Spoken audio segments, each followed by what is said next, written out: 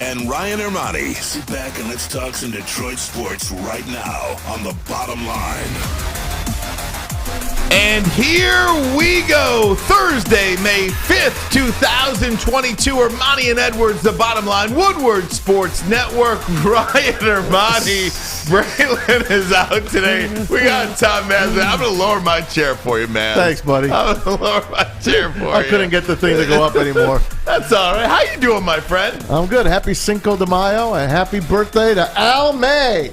Alex Mayer. 23 years young. Lots of breaking news regarding Alex Mayer. We'll dig into that in just a little bit. But I'll tell you, Maz, I've been going about this the wrong way my entire life, Cinco de Mayo. Why? Explain. I thought today, so we're driving in the car yesterday, and the 7-year-old Lydia says, "Daddy, what is Cinco de Mayo?" And I said that it was Mexico's Independence Day, like our July 4th. Yeah. It is not that. It is not Mexico's Independence Day. What is it? Well, is it something about the war? It's about the war and when they, defeated the French, I believe. Okay. It's fine. They got the French out, something like that. Do you guys know Fletch, Sam? Do you guys know anything about Cinco de Mayo? I would have been right in the same boat as you, Ryan, honestly. I think what happens... I guess I got to look at it, right? I think what happens with these... happens... it's a yearly celebration, which commemorates the anniversary of Mexico's victory over the French Empire at the Battle of Puebla. Yes, in 1862. Yes, and I think what happens is marketing gets into this whole thing and makes it into this huge celebration here. It's not all. It's like St. Patrick's Day. It really has is. become about booze. Cinco de Mayo is not about get as drunk as you possibly can. Tell that to everyone that's out on the streets right now. I mean, let's go get completely trashed and all that kind of stuff. That's not what it's about. Cinco de Mayo, it brings me to Seinfeld, of course, and George and Kramer and Elaine going place to place to try to find these huaraches to wear, and she goes to this one store and the woman would not help her. And the woman was on the phone as Elaine's trying to check out and ask some questions, and the woman's so put off, she's like, "Can I help you?" And then Elaine's like, "Well, you just lost your, the business." So she goes to this other Mexican place and she buys the whole place out, only to find out that woman owns all the places that Elaine was going to go to. So it was that's what Cinco de Mayo is to me. Now, do you do anything special on a day like today? Not really. No. But my family, if we were home and chilling, they would definitely love to get Mexican food. My family's a big Mexican food. I could eat Mexican food. That's my least favorite. Really? It is my least favorite. I could eat Mexican food probably, no BS, at least 3 nights a week. Wow. Now, our Maddie here brings us in. She's been bringing tacos in Taco Tuesday. on Tuesday, and they've been scratching me right where I itch. So maybe I do like it more than I give credit to. I had a bowl of Quisp last night, by the way. Yeah, I saw that video. Yeah. How'd that video do, by the way, man? I really didn't look. I think a few people looked at it. So we got put it this way, it didn't go viral. So we got this thing, right? So we're doing these personalized videos. I have no business doing a video. We've got these personalized videos on Woodward Sports at night, and much of the joke is, we're all afraid to do it because we don't want to be the least viewed. I know, right? I mean, so Matt, you had your turkey burgers. My turkey burgers got about 1,500 views or whatever. Maz, that's pretty good. You've got nearly 2,000 views on that. Is that good? 1,900. Well, don't even talk to me unless it's 1,500. Okay, good. Right? Don't even start the discussion unless it's 1,500 so views. It's not bad for me. Let's put it that way. That's really good. Okay, good. My first one. That's an additional 2,000 views that Woodward Sports has on our Twitter that we did not have 24 hours ago. I did one secretly a couple of weeks ago. I was home and I was watching all the games. I was, all right, let me do a video. Right. So I taped myself on the couch. And I got to be quiet because everyone's sleeping. And I got to try to amp it up to try to make a video. So I do the whole video. It's not bad. I send it in to the guys. I send it in. Anthony Colombo, Pistons Talk, puts it out for me. And then I realize I said Mike Rizzo hit 3 home runs tonight. He leads the Yankees, leads the majors. When it's Anthony Rizzo. So I called him quickly, please, take that video down. I said Mike Rizzo. I don't know why I said Mike Rizzo, but I did. So this is my second attempt at that one, but that one would have been not good to Now, did you let go. get killed for that? No, not enough people saw it in time, thankfully. That's pretty good. Now we've got some breaking news regarding our very own Alex Mayer today. Al, man, why don't you sit down? Sit down in the Mavs chair, Alex, because we're going to do this right off the top of the show. Make sure your mic is on. Not only is it Alex's birthday today, 23 years young. Today is Alex's final day. At Woodward Sports Network, one of the originals. He's been here since the start.Alex, let the people know what's happening with you. Well, today's my birthday. Yes, thank you. You guys were talking about what Cinco de Mayo is. I honestly don't know. I just know it is the day that I was born. That's all it is. But I'm going to be an associate producer at Channel 4 News and the sports department. Are they hiring? Look at that. Are they hiring? Yeah. Look at that. Channel 4, baby. Yeah. Working with Bernie Smilovitz and Jamie Edmonds and all those fine, talented people over there. Looking forward to that. Looking forward to working with real professionals with real state-of-the-art equipment. Whoa. What do you mean, real professionals? Obviously excluding the one and only Ryan and Maz. And Corey. What do you mean, real professionals? I could take that some kind of way, Alex. Yeah, I knew as soon as that came out of my mouth that was not a good idea. We're very proud of you, man. Very sad for us, but very happy for you. Thank you, man. You know, this has been one of those situations as well where Alex, we feel like we're so connected to him because he's all I've ever known in that booth. And we've got Fletch in there now. Fletch is going to continue on with this show and continue on with what Alex was doing. We literally pulled a barista out of Birmingham Roast to take Alex's place. Well, I mean, he's much more than that. I know that, but I'm just saying, Fletch, let's take a picture of Fletch. Let everyone introduce themselves to the man in the booth now. Fletch, you know how to put that on? Yeah, Fletch, say what's up, buddy. Look at that. How you doing, my man? Pretty good today. How are you guys? Living a dream. Fletch, welcome. We're so excited to have you. Hopefully Alex has been training you better than Ryan Tannehill will train Malik Willis. Yes. But nonetheless. Because it's actually my job to mentor him, so I'm doing such. See? As I mentored you. Yes. Look at that. Isn't that what it's all about? Now tell us what's so you're going to go work with Jamie Edmonds and Bernie Smilovitz over there. You excited about that? Absolutely, yeah. I mean, I think this is the next step for me and as far as my career journey goes, and I can't, like a local news station, that was my next goal. I can't thank Woodward Sports enough for being like probably the perfect job for me right out of college. Made so many great connections, met so many great people here. Frickin' Calvin Johnson's been through these doors, shaking a guy's hand that's also lifted a Stanley Cup above his head 4 times in his life has been pretty cool. Damn right. A guy who's held the Bolitnikov trophy in his hands a couple times. That's pretty damn cool. And of course, you guys, Ryan and Maz. I mean, I couldn't ask for much better. But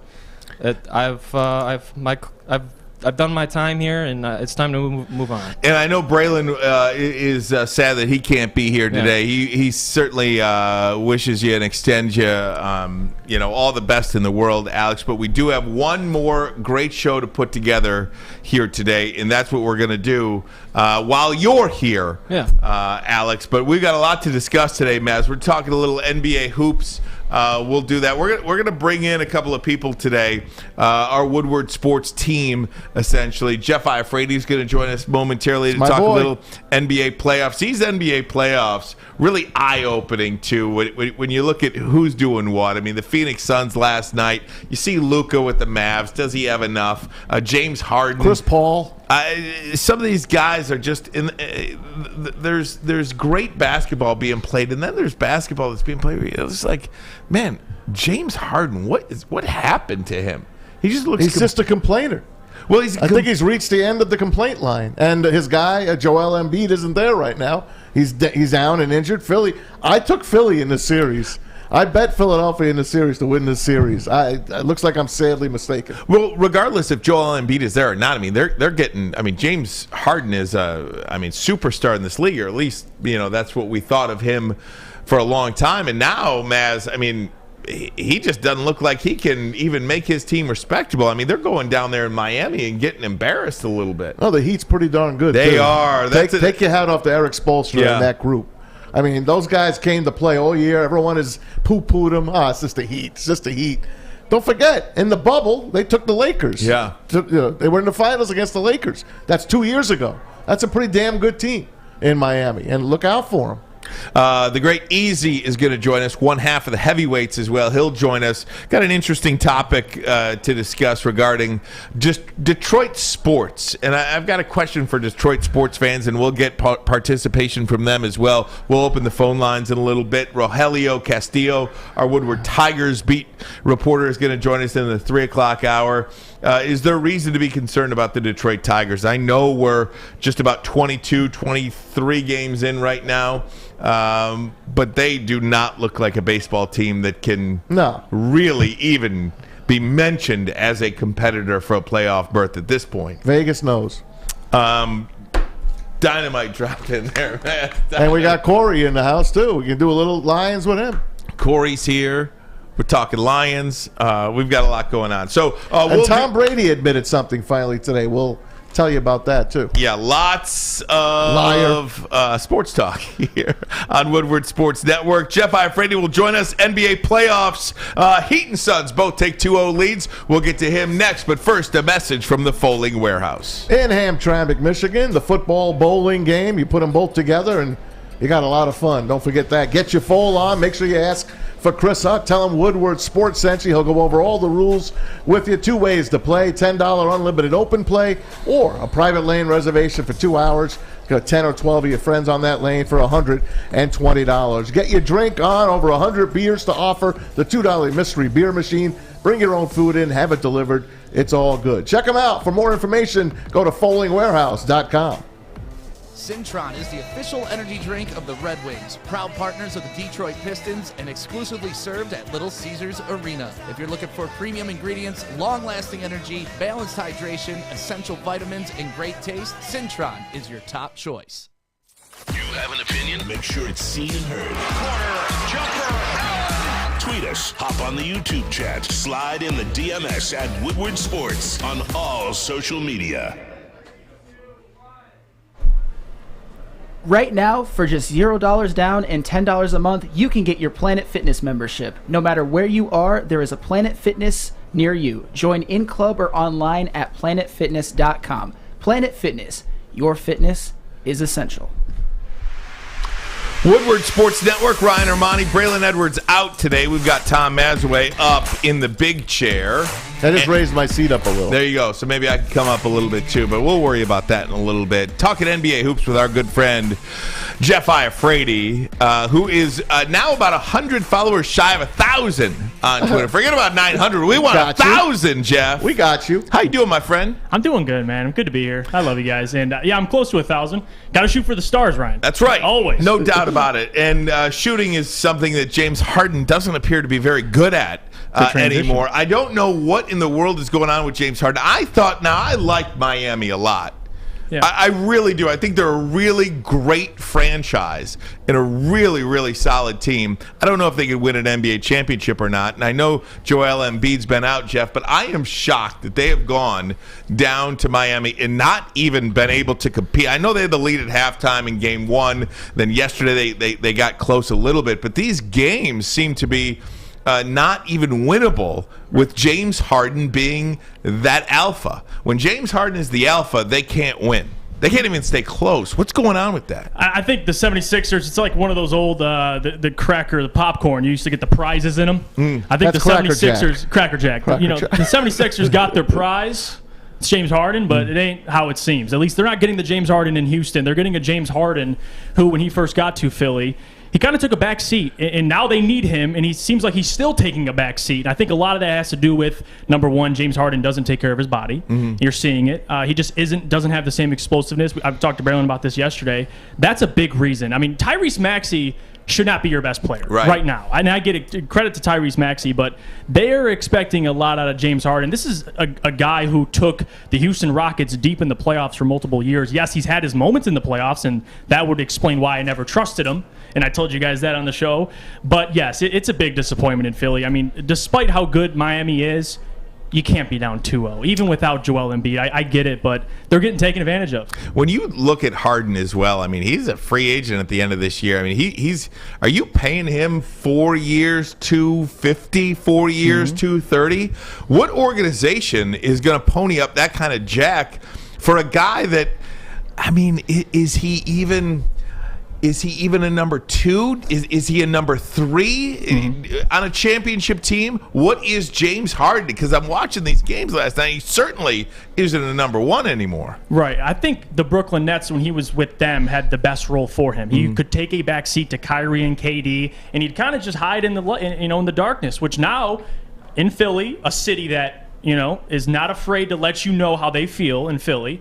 And James Harden, I mean, it is how it is. This is what comes with the expectations. You go to a team like Philly who desperately needed a guy. They didn't have Ben Simmons all year, and he just hasn't been that guy. Now, will he re-sign? I mean, Philly's hands are tied right now because you traded assets to go get James Harden. Half your team, and you can't let him walk. And that's it's doing business. It's what you got to do now. So if I were the 76ers, James Harden's probably your second best player on a championship team, maybe even third if you want to count with Brooklyn if they were to get far. But yes, Philly, I don't think they have a choice, Ryan. I mean, at this point, because if you don't re-sign him, maybe if Maxey takes that next step, maybe so, and if you go out and get in other pieces, but their hands are tied. They got to re-sign him. All right, Jeff, go to the Brooklyn side now because this was the deal that they made, and they faltered. They failed as well. Now you hear Ben Simmons is going to have back surgery. So let's back it up, and we all were on him because he hasn't played a game. He said he was going to play, never really came to fruition. He said, my back. First it was the mental, now it's the back. Were we too hard on Ben Simmons, and do you think he could become the player that he once was? I'm a fan of Ben Simmons. I think people, when they get lost, yes, he doesn't have a jump shot, but he brings everything else to your basketball team. That's what the value of Ben Simmons. A 6'10 point guards don't grow on trees. We can admit that. And his versatility, I mean, he's a defensive player of the year candidate every year. Now, do I disagree with the flack he's gotten? No, because that comes with the territory. You're a professional athlete playing in Philly, number 1. Now you're in Brooklyn, technically New York. You have to play number 1. They're expecting you to play. They don't care about your back injury. They don't care about, people were too hard on me. I'm not, in the right mindset to play. That doesn't matter. As much as you want to give him sympathy, he's expected to play. Now, he got back surgery, so I think there is a little bit of legitimacy to the injury. But Ben Simmons, listen, the last time he played basketball, he got eliminated from the playoffs in a bad way in Philly. It was a bad ending. So I think to redeem himself, he has to play. So big expectations for him this upcoming season. It's a make or break for Ben Simmons, really. Excuse me. One second. I've got a question about this Ben Simmons character. Go ahead. Yep. What in the world are you getting surgery for now? Well, he had a herniated disc. Excuse me. He hasn't played a game in over a full season. Why not take care of that this year at some point? Well, what are you doing now? Maybe they wanted to try to use it. Maybe they said, wait. Let's see if we can move on to the playoffs and see if you can gut it out this playoff. Didn't work out. I don't know if I will ever. I'm going to make a rule here on the Woodward Sports Network, at least between the hours of 2 and 4. I don't think we should ever mention Ben Simmons' name as it relates to basketball until he plays a game. And that might be next season. But I will tell you this. I am so glad, Chef Ifrate, that the Pistons did not trade for this guy. Me too. Because they're at a point in a rebuild where I think, maybe do we take a chance on him? Do we not take a chance on him? And I don't know if they were close or that it was media reports or what, but whenever you talked about Ben Simmons and interest from other teams, the Detroit Pistons name would always pop up. Right. You're always intrigued. Maybe he comes here. Media's not too bad. This would be a good place for him. Nice, quiet. Thank God they did not make a trade for Ben Simmons and blow this thing up, because I think Ben Simmons blows things up. Yeah, absolutely. I was on record. I think I was still here at Woodward Sports talking about Ben Simmons, and I said, why would you trade for, number 1, a guy who's making that much money, but number 2, refuses to shoot? It's not like he's shooting at a low percentage. He will not shoot, and that's going to limit him. I mean, he can't even shoot free throws, let alone. So at the end of the, in the fourth quarter, at the end of a ball game, you're going to leave Ben Simmons in there? Because if the game's close and it's a one possession game, I'm not trusting Ben at the line. So it does limit him. For Ben Simmons, though, as a player, he needs to develop a jump shot in general spacing, because if you look at his career, if you look at his numbers, yes, they're impressive numbers, but without a jump shot, they're going to stay the exact same. And I'm not paying a guy $35 million, Ryan, to your point, to come to Detroit and blow this cap space up. All right, go back to the playoffs. Let's go to the East, the final 4 teams. You got the Heat and the Sixers. They should be playing tonight. I don't know. They take a freaking night off. There's no games tonight. There's no games tonight. No NBA games tonight. How does the NBA allow that to happen, to have a quiet night? I don't know. Hockey says thank you. Major League Baseball says thank you. Yep. But, okay, so they play tomorrow. It's 2-0 Heat. They're dominating. Saturday's game is the one that gets me. It's the Celtics and the Bucks. Out of these 4 teams, who's your favorite right now going to go to the championship game in the East? I've been back and forth. I'll tell you this. 2 of the ones I've been back and forth are in one series. It's Milwaukee and Boston. Yeah. Listen, game 1, I knew it was a sham. Listen, Giannis is, let alone one of the hardest players to stop in the league. The Boston Celtics have proven in back-to-back series they can slow down Kevin Durant, and they could slow down Giannis Antetokounmpo. That's not an easy task. So the fact that they were able to do that makes me think Boston has the pedigree to make the finals. My question is you got to, when is Chris Middleton coming back? I think that's the biggest thing, because you saw in game 2 how much they missed him. But Boston can't shoot a majority of their shots from 3 like they did last game. I think they had 13 makes or 20 makes from three-point land. They can't do that consistently. So you got to learn to beat the Milwaukee Bucks in other ways. But Milwaukee will give you open threes. So if Boston could continue to hit them, they'll be in good spots. Now, if I had to choose a winner of that series, it's tough to call, but the part of me wants to go with the champs, just because they have they have the camaraderie, they know how to win already. It seems like teams, when they win championships, they come back with this newfound mentality that no matter how much deep waters they get into, they can always figure a way to get out of it. Boston right now, I think they feel a little bit of that pressure, but still, Jason Tatum's emerging, so it's a tough one to call, but I'm going to go with the Bucks. Where does Miami fit in all this? Because I see them play, and I'm like, man, they can play defense. They get good point guard play. They can shoot spot-up threes. They have a star in Jimmy Butler. Well coached. Maybe the best coach left in the playoffs. I agree. To be honest with you. Where do they fit in this here? And can they not only come out of the East, but win this whole thing? Listen, Miami is one of those teams that I've always talked about. You hit it on the head for every single category. They check all the boxes.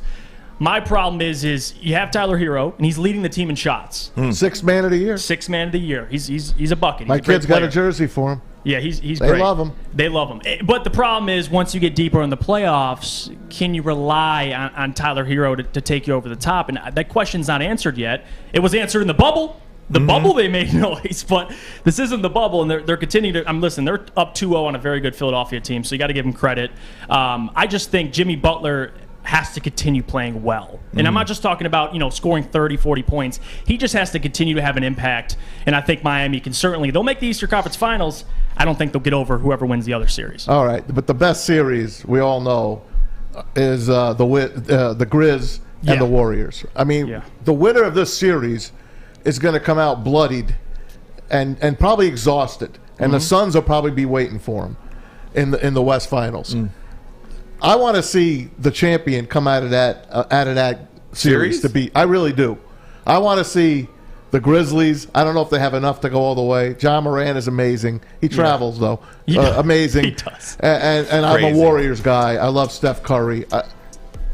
What do you like in that series? And do you think the winner of that series represents the West? I do. In a way, I think. Listen, if the Warriors face up with the Phoenix Suns, that's where it gets tough for me, because I love Phoenix. Devin Booker's my favorite player, so I might be a little biased. But aside from that series is the most interesting series. I know Milwaukee and Boston's the most entertaining because you got 2 great teams. But to watch the Golden State Warriors, I'll watch them any day of the week. They are the most entertaining team to watch. I'll watch them in a regular season. That means a lot to me. That means a Jordan lot. Poole. And he just fits in so well there. Absolutely. With Gary Payton, the second or third, whatever it is. Then he went down with the He goes down with the bad. But sad. I'll say this about the Memphis Grizzlies. When you have a player like John Morant that has that high of a usage rate, he has the ball in his hands so much. And he won't give it up. It's tough. Luka Doncic, I've said this on the show before, he's the only player, in my opinion, in the NBA that can have the ball that much but still have success because of the player he is. I love Ja, and they stole game 2. but I'm not going to count on Clay and Steph having that bad of a shooting night every single night. Ja or Luka? You could start your franchise with one guy. Luka. Intelligence, just the way he understands the game. I love Ja. But think about it. Braylon made the comparison to Derrick Rose. What happens if Ja loses that athleticism? Luka doesn't have athleticism, and look how successful he is with it. He looks so odd on the court. He does. So odd. But he just does things. Jeff Ifrate, check him out on Twitter, at Jeff Ifrate. Jeff, thanks so much, my friend. Thank you, guys. We appreciate it. Buddy. Guys, we're going to bring Easy in next. I want to talk about this. Easy? Easy's coming in next. So not Mel Kiper, Todd McShay put out a 2023 mock draft. I don't care about the actual mock draft itself. I want to tell you where he has the Lions picking. Yeah. And I want to ask you guys if we are overvaluing our Detroit sports teams. We'll do that coming up next. Ermanni and Edwards. Woodward Sports Network, Detroit, USA. Oh, but first, a message from Les Stanford. But first, it's no secret that new cars are hard to come by, but they are available at Les Stanford. You've got to make a plan, though. Allocation coming in for lease or purchase of new vehicles. Les Stanford has over 350 pre-owned cars on their lot right now, all makes, all models, all years. Some with less than 500 miles on them. For more, visit LesStanford.com. LesStanford.com. Find new roads. 6 dark corners. A driveway and a patio. 5 windows that could become doors. Every house has unique security challenges. Guardian Alarm has more tech, more team, and more ways to help keep them all safe. Get a professionally designed and installed security and smart home system from Guardian Alarm. Sign up today and get a free video device. Guardian Alarm. Smart, right from the start. Call 1-800-STAY-OUT. 3 NBA championships. Detroit fans were there. 11 Stanley Cups. Detroit fans were there. 4 World Series wins. Detroit fans were there. And that one Lions playoff win in 1991. Yeah, Detroit fans were there. Woodward Sports, where the fans are. Welcome back, Woodward Sports Network. Ryan Ermanni, Tom Mazawey, Braylon out today. We'll be back tomorrow.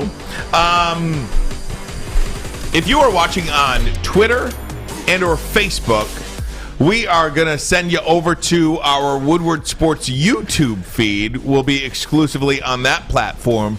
But check back in with Facebook and Twitter throughout the next couple of hours. We'll send out some individualized clips, and you guys can check us out that way. But would love to see you over on YouTube. And if you're on YouTube right now, please go ahead and smash that like button. Smash it. Helps YouTube get our content out, and that helps everybody involved. Maz, I want to hit you with this. We'll bring in Easy in just 1 second. So Todd McShay puts out this 2023 early mock draft. Disgusting. Okay, and I don't even, way too early. Don't be afraid, everybody. We're not going to break down Todd McShay's 2023 I'm still burnt out from last one. Mock draft, okay? But I was looking at this earlier today, and I was saying to myself, who's that team in there at number 2? Who is that team at number 2? And it's the Detroit Lions. You sure that wasn't from last draft? No, it's not. He's got Houston picking at number 1, Detroit picking at number 2, and so forth. He does have, if it matters to anybody, Bryce Young, the quarterback from Alabama, being selected by the Lions at number 2.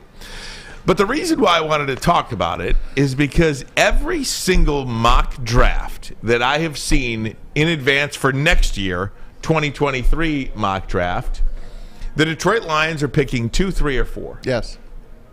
So you sit here, and I kind of then reverberate it back to the Detroit Tigers. We came into this season saying, oh, the Tigers, they're going to compete for a division championship. They're at the very least going to compete for a wild card. They won 77 last year. They won 77 games last year. Why does the Vegas win total only have them at 78 wins? Strange. And then you look at the Red Wings. Oh, the Iser plan. He's got it. The Steve Iser plan.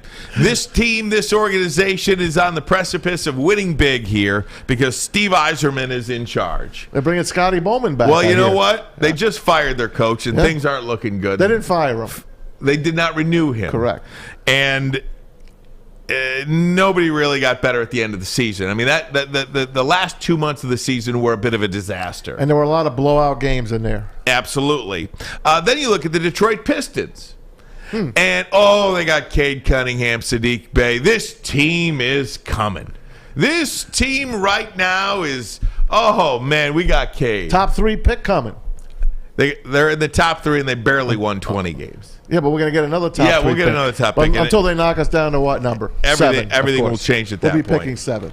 Come on, man. So my question to you guys, and welcome, Easy. Hey, easy. Check him out, Woodward Heavyweights.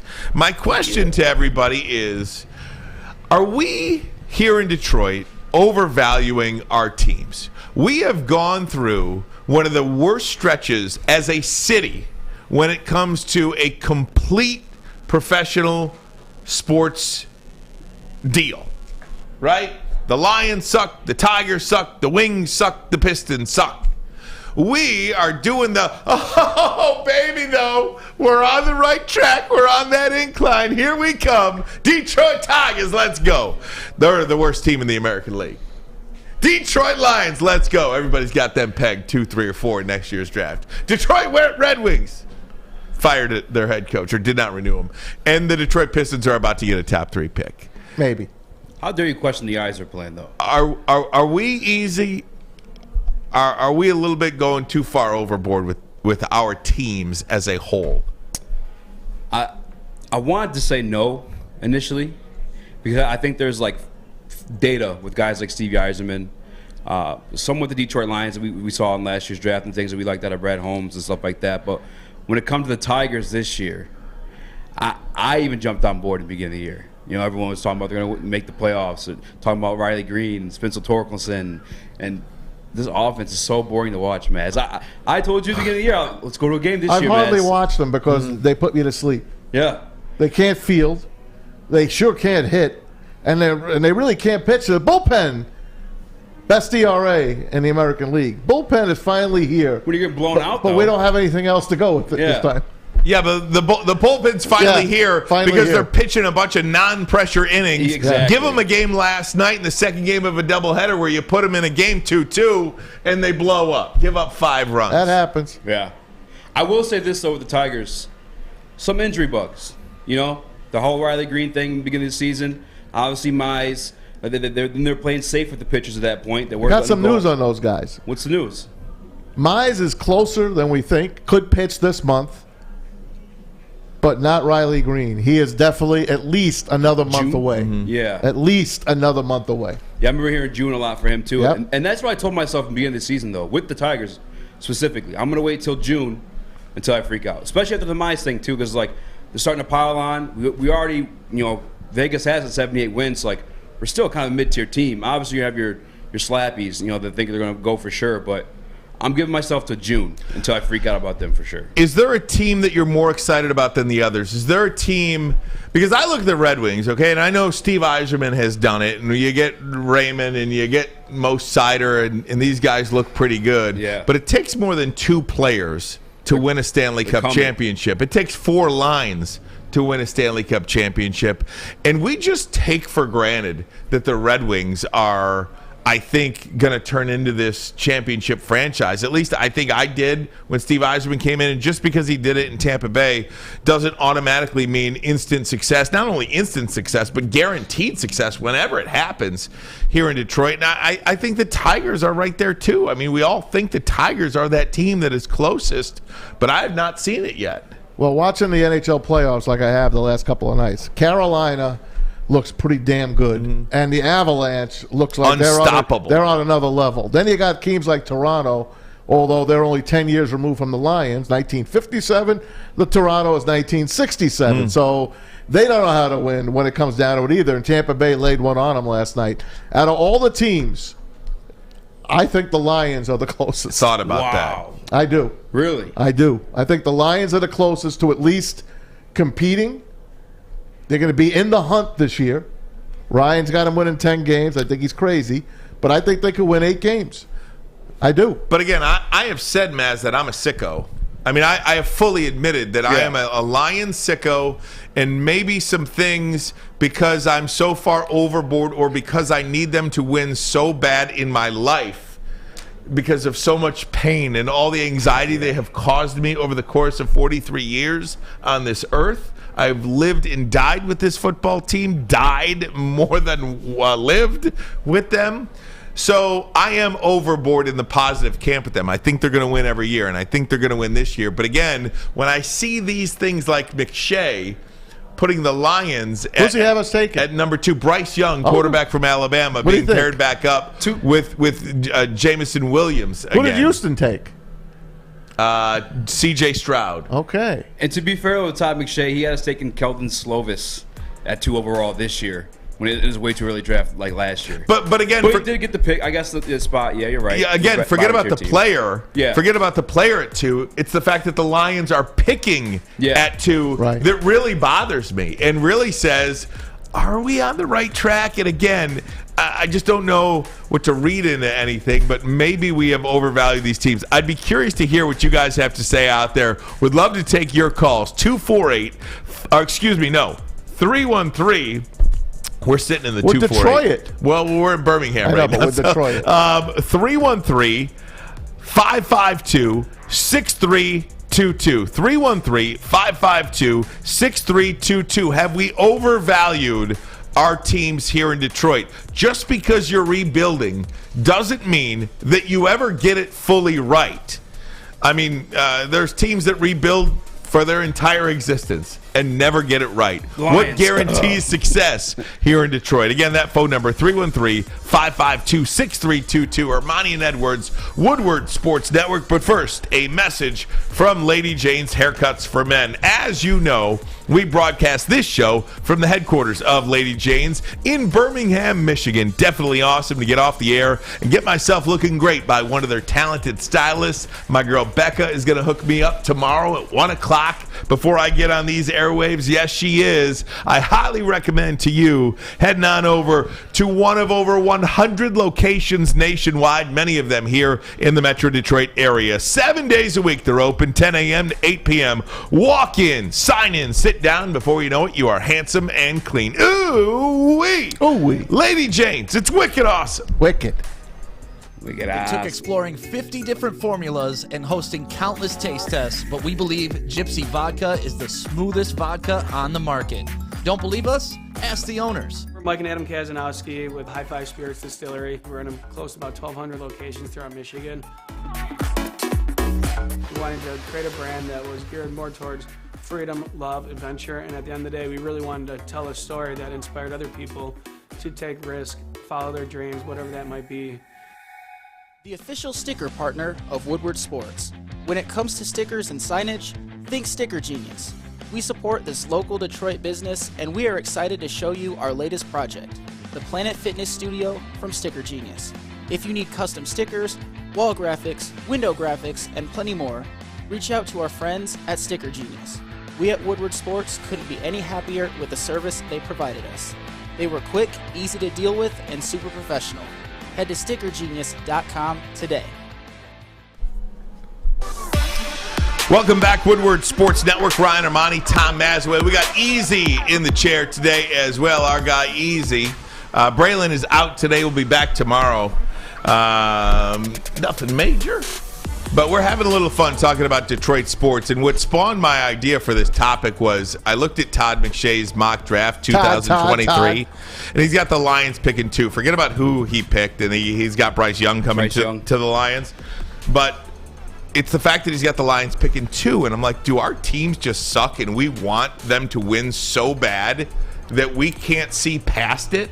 We cannot see past how bad our teams are. We want it to be positive. As Baydoun just walks into the studio, flips me off, tells me to F off, and then continues on his way. Love that guy, Baydoun. He's still got those blocks of cocaine in the back, keeping him going.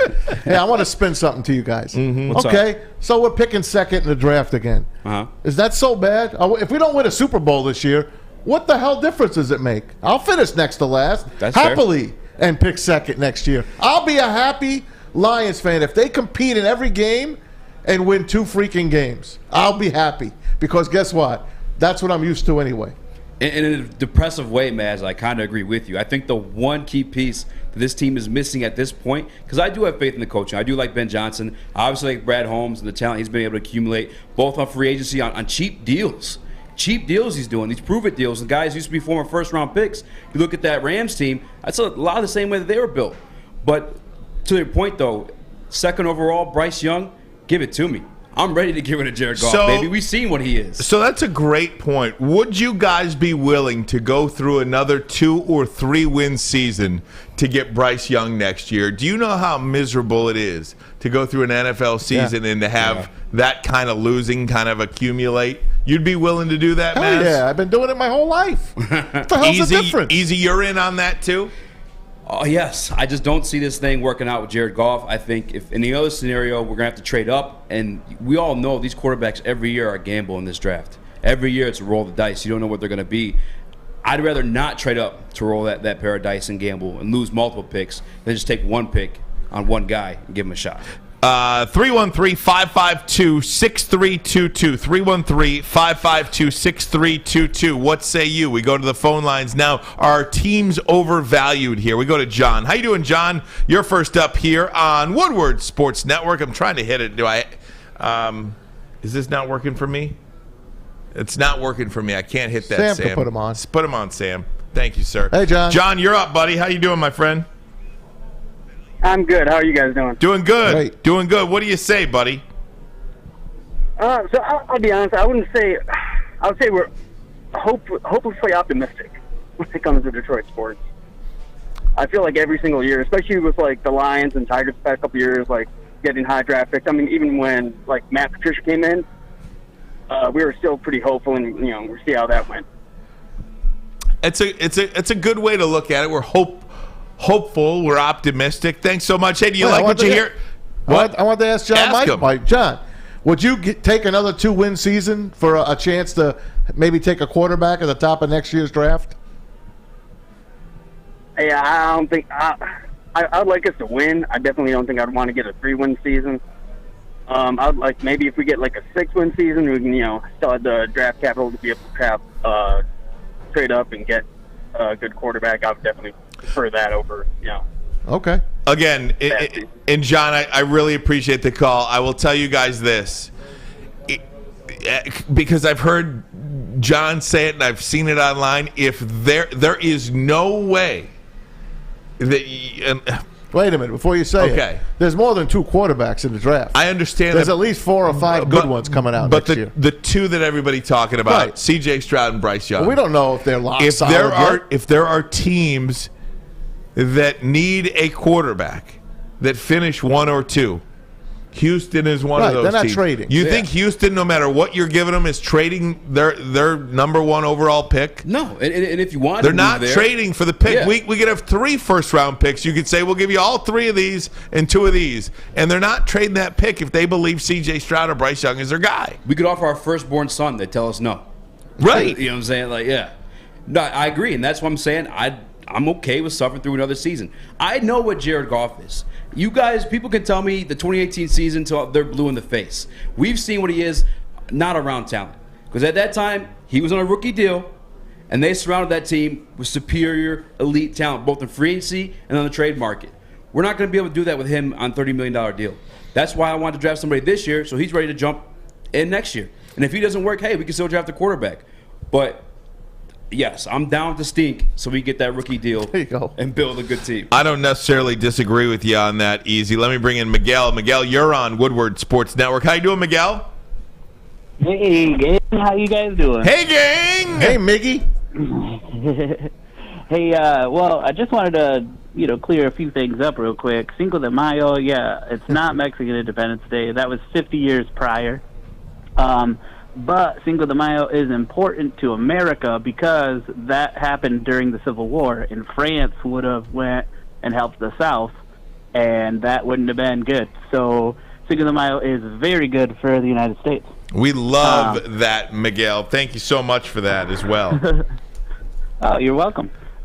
Secondly, I just wanted to say, I am totally fine with us winning 2 games next year as long as we are not losing on purpose. We want to have a winning culture at this team, and in order to have a winning culture, you have to win. You have to fight for those games. So as long as we're putting a good effort forward, and just trying to run that ball and doing what we can with Jared Goff, trying to make him look good so we can trade him next year, that'd be awesome. But, I don't want to sandbag just so we can get a good pick next year. They're not going to sandbag because these players don't want to lose. And these coaches don't either. They don't want to lose. They want to win. They want to put out. And you said the schedule, right? Even a mediocre team should be able to win 6 games on that schedule. And that's what this whole thing is to me. Miguel, thanks so much for your continued support. Thanks for calling in. We really appreciate it here. Tell a friend about us as well. Thanks, Miguel. Be your friend, tell a friend. Yep, tell everybody. Thanks, buddy. You got it, buddy. You got it. And I think that's where I'm at, guys. I don't think I have it. And I love your spin on this topic. I don't think I have it in my heart to sit through another 2 or 3 win season. But you have no choice sometimes. Well, you've had no choice for your whole life so far. What if it meant us actually competing, being respected, talked about winning a championship? That's a great point. I don't think that guy was Trevor Lawrence. So everybody thought Trevor Lawrence was the number 1 pick of the draft for 3 years. Right? Since he was a kid. Since he was a kid, Trevor Lawrence was going to come out and be the number 1 pick of the draft. For me, Trevor Lawrence does not do anything for me. I don't think he'll ever win a championship in Jacksonville. You're wrong. I could be wrong. You're wrong. Okay, fine. If he wins the Super Bowl, he had Urban Meyer last year. I don't care who he had. I don't know if his game translates to the NFL. Okay. I just don't. He's big, strong, and he has a huge arm. It's my opinion. That opinion may suck. It does. But it's my opinion. Uh-huh. I don't know. Love you, though. Bryce Young, I don't know if Bryce Young's going to be like this knockdown, drag-out, surefire, that's fair. Can't-miss player in the NFL. I don't know if that's him. That's fair. We had NFL draft scout, our guy, Scott Bischoff from the Heavyweights podcast, and break down every one of the Detroit Lions picks. But he talked about Bryce Young. This guy's 5'10". He's barely over 6 foot. He's Kyler Murray. Yeah, exactly. You see what's going on with Kyler Murray right now. And let's not forget, too, last year, the people were like, you could draft a quarterback next year. Last year, we're talking about guys like Sam Howell, Spencer Rattler, and the rest of these guys. They all loved them back then. Yes. They all loved them back then. Just like they do now. So I'm not mad at you, Ryan. You got, but Trevor Lawrence, you were wrong. I'm with Matt. I'm going to tell you, watch Kenny Pickett.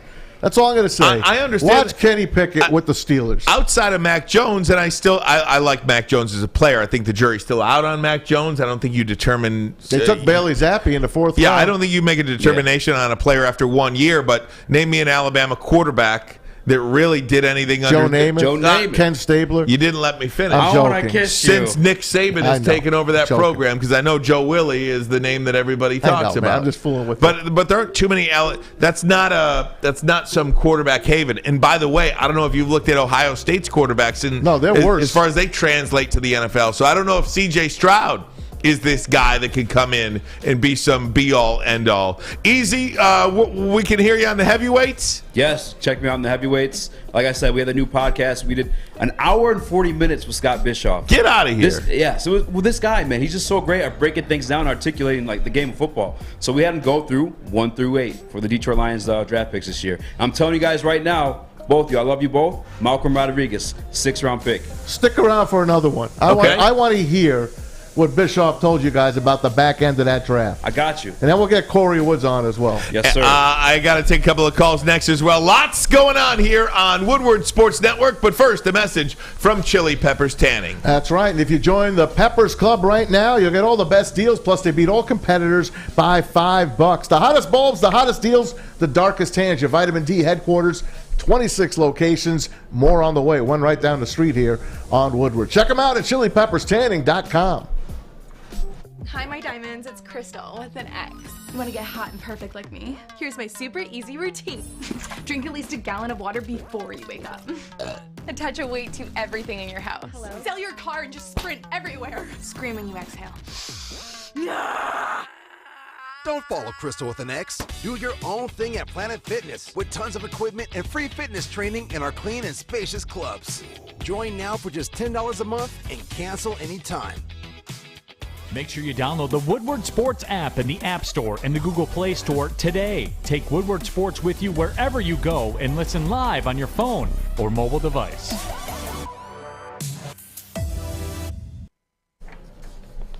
Oh, here I am. It is the big boy. That's right. Behind you. Hey there, Baydoon.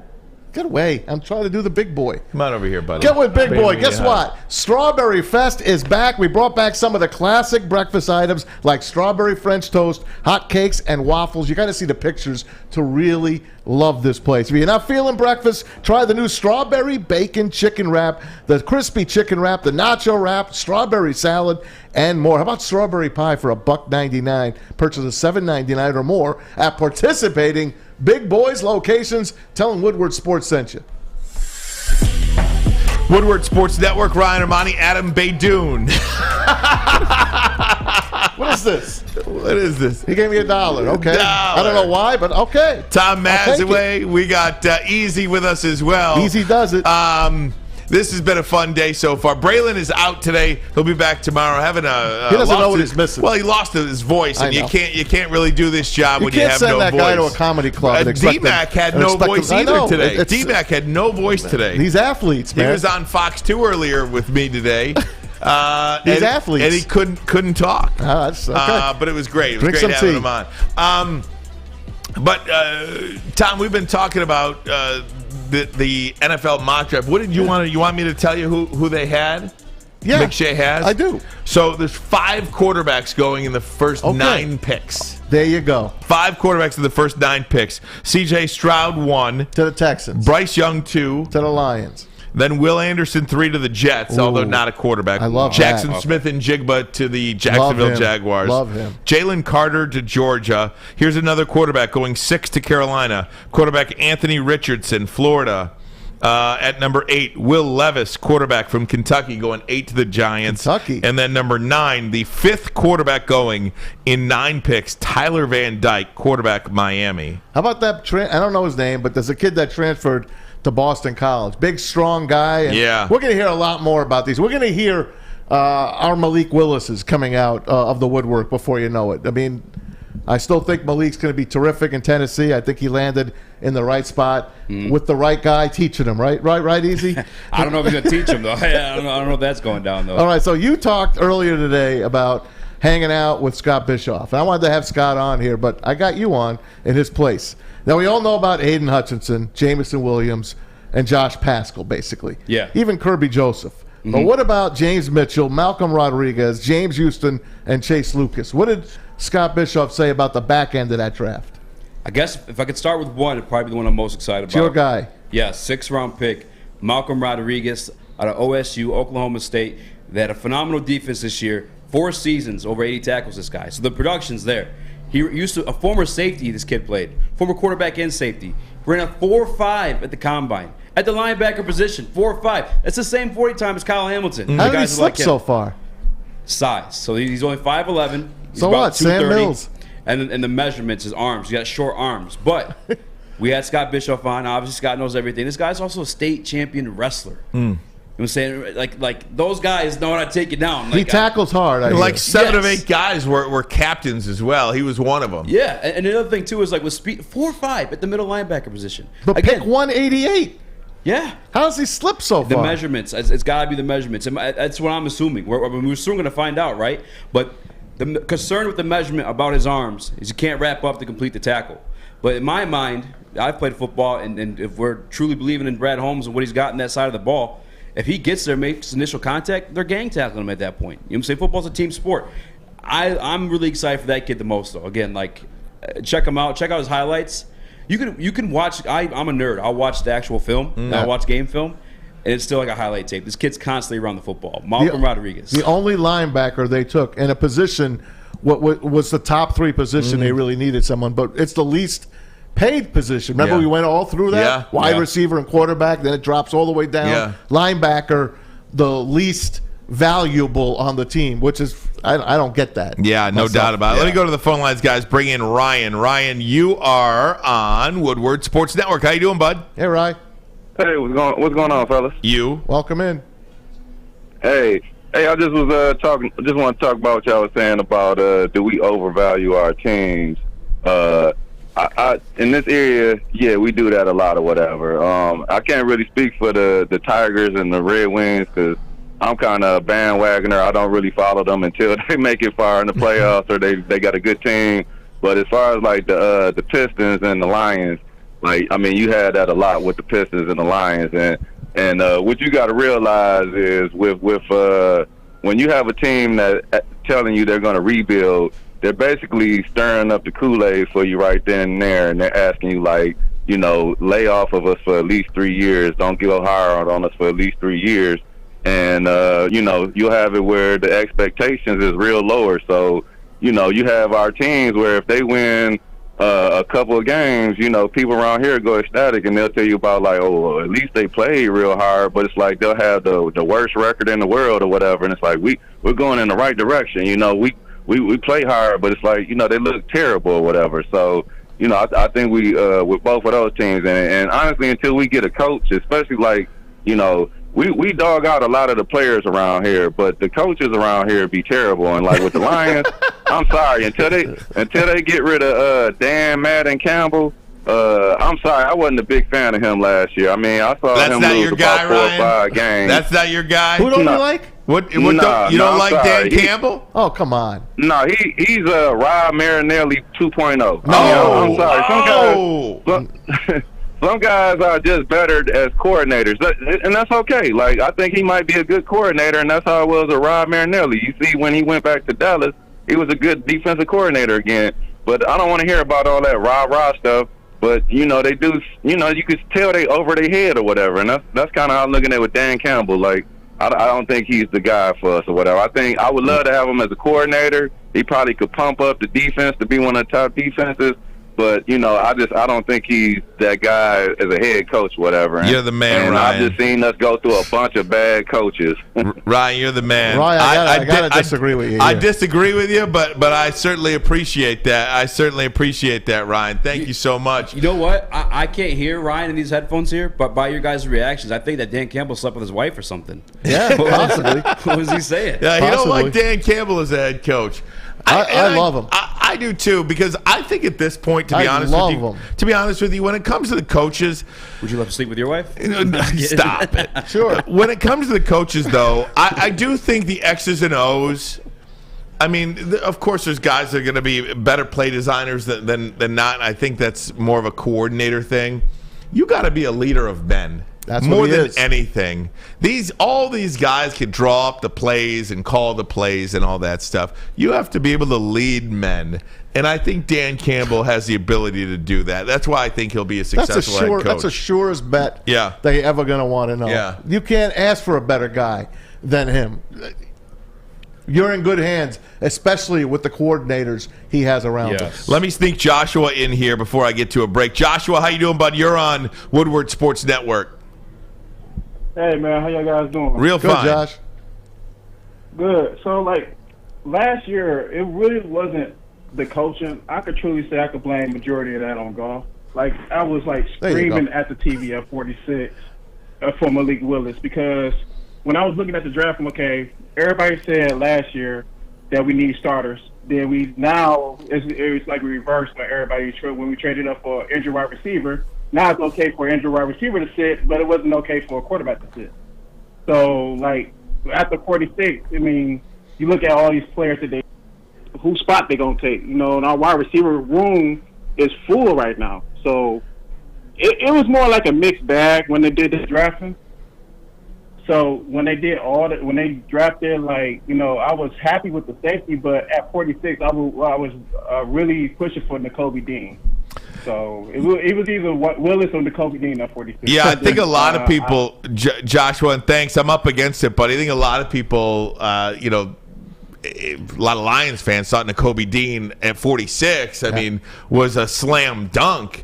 And we had Mike Tannenbaum on, the former general manager of the Jets and the vice president of the Dolphins, ESPN NFL insider, could not believe that Nakobe Dean was a third-round pick. Could not believe that was the evaluation on Nakobe Dean, a third-round pick. Well, a lot of the things that I was saying while Malcolm Rodriguez dropped, Nakobe Dean was a victim of the measurement, size, and you throw in the injuries. Sam Mills was 5'9". Sam Mills played in the USFL and then finished his career in the NFL with the Saints. Sam Mills with the Saints and the Panthers. Sam Mills is in the Hall of Fame. Linebackers, the size of a linebacker does not matter as much. Some guys just have it. Chris Spielman, guys like that, they just have it. Blood and guts. You don't need everything. I like your Malcolm Rodriguez, but 188. A lot of teams passed at him. I hope he makes everyone pay for that because I really want to root for this guy. Me too. I'm a linebacker guy. Yeah. I love Sam Mills. Linebacker, I just say you say size. I'm going to throw this guy out from Montclair State, New Jersey, in Sam Mills, 5'9", 5 nothing. Easy, my man. Thanks so much for sitting in. We're going to bring in Corey Woods next, top of the hour. When we come back, Ermanni and Edwards, Woodward Sports Network. But first, a message from Cintron. The summer of Cintron is here, and now Cintron is available at Kroger. Make sure you pick some up while you're shopping. Right now, get 2 Cintrons for $4. Cintron is the new energy drink for the active lifestyle. Drink it, live it, with Cintron. At Wingsnob, staying humble's not our forte. We just have better wings. We're back at it again with our crispy golden brown fries and our famous boneless wings.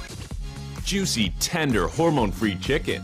Your favorite signature sauces with no bone.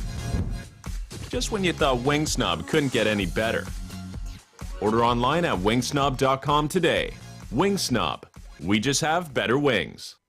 A network for the city, by the city. Woodward Sports is Detroit Sports.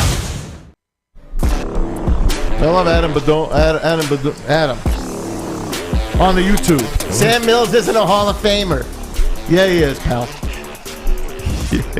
Yeah, he is. Adam getting after it on the YouTube chat. I got the caller screen chat up. I got to get the I got to pull up the YouTube chat because I've got the caller screen up. I haven't even looked at the YouTube chat. Having a little fun on a, what's today? Thursday? Yeah, it's Friday Thursday Eve. morning? Friday No, wait, Eve. what's today? Thursday afternoon. My days are all mixed up, man. Yeah, I don't blame you. Get up 4:30 What time in the you morning, wake up? right? 4:30. How many times did you get up at 2 in the morning this Just week? Monday. Just Monday? All Monday. right. Only Monday. We've got the great Corey Woods in the house. Ermanni and Edwards. Braylon out today. Has no voice. And one thing you need to be able to do this job is a voice. So Tom Mazawey sitting on the desk. We've got Corey Woods. We are utilizing our entire staff here at Woodward Sports Network. Started with Hoops with Jeff Ifrate. Then we did a mix with Easy. Now we got football with our guy, Corey Woods. Corey, we love you. How you doing? Man, I'm doing good, but I got to say that caller Ryan was pretty brutal on Dan Campbell. As somebody who has been there at the Lions facility every day, you can say, oh, you want an X's and O's guy if you want. Those guys are playing hard for Dan Campbell. You had a quote-unquote X's and O's guys with Matt Patricia. We saw how that turned out. Dan Campbell, I think right now, with a team that got decimated by injuries last year, who had the worst wide receiving core in the NFL, that were picking up guys off of the street, AJ Parker, Jerry Jacobs. Their whole team was decimated, and they're lucky they got 3-13-1.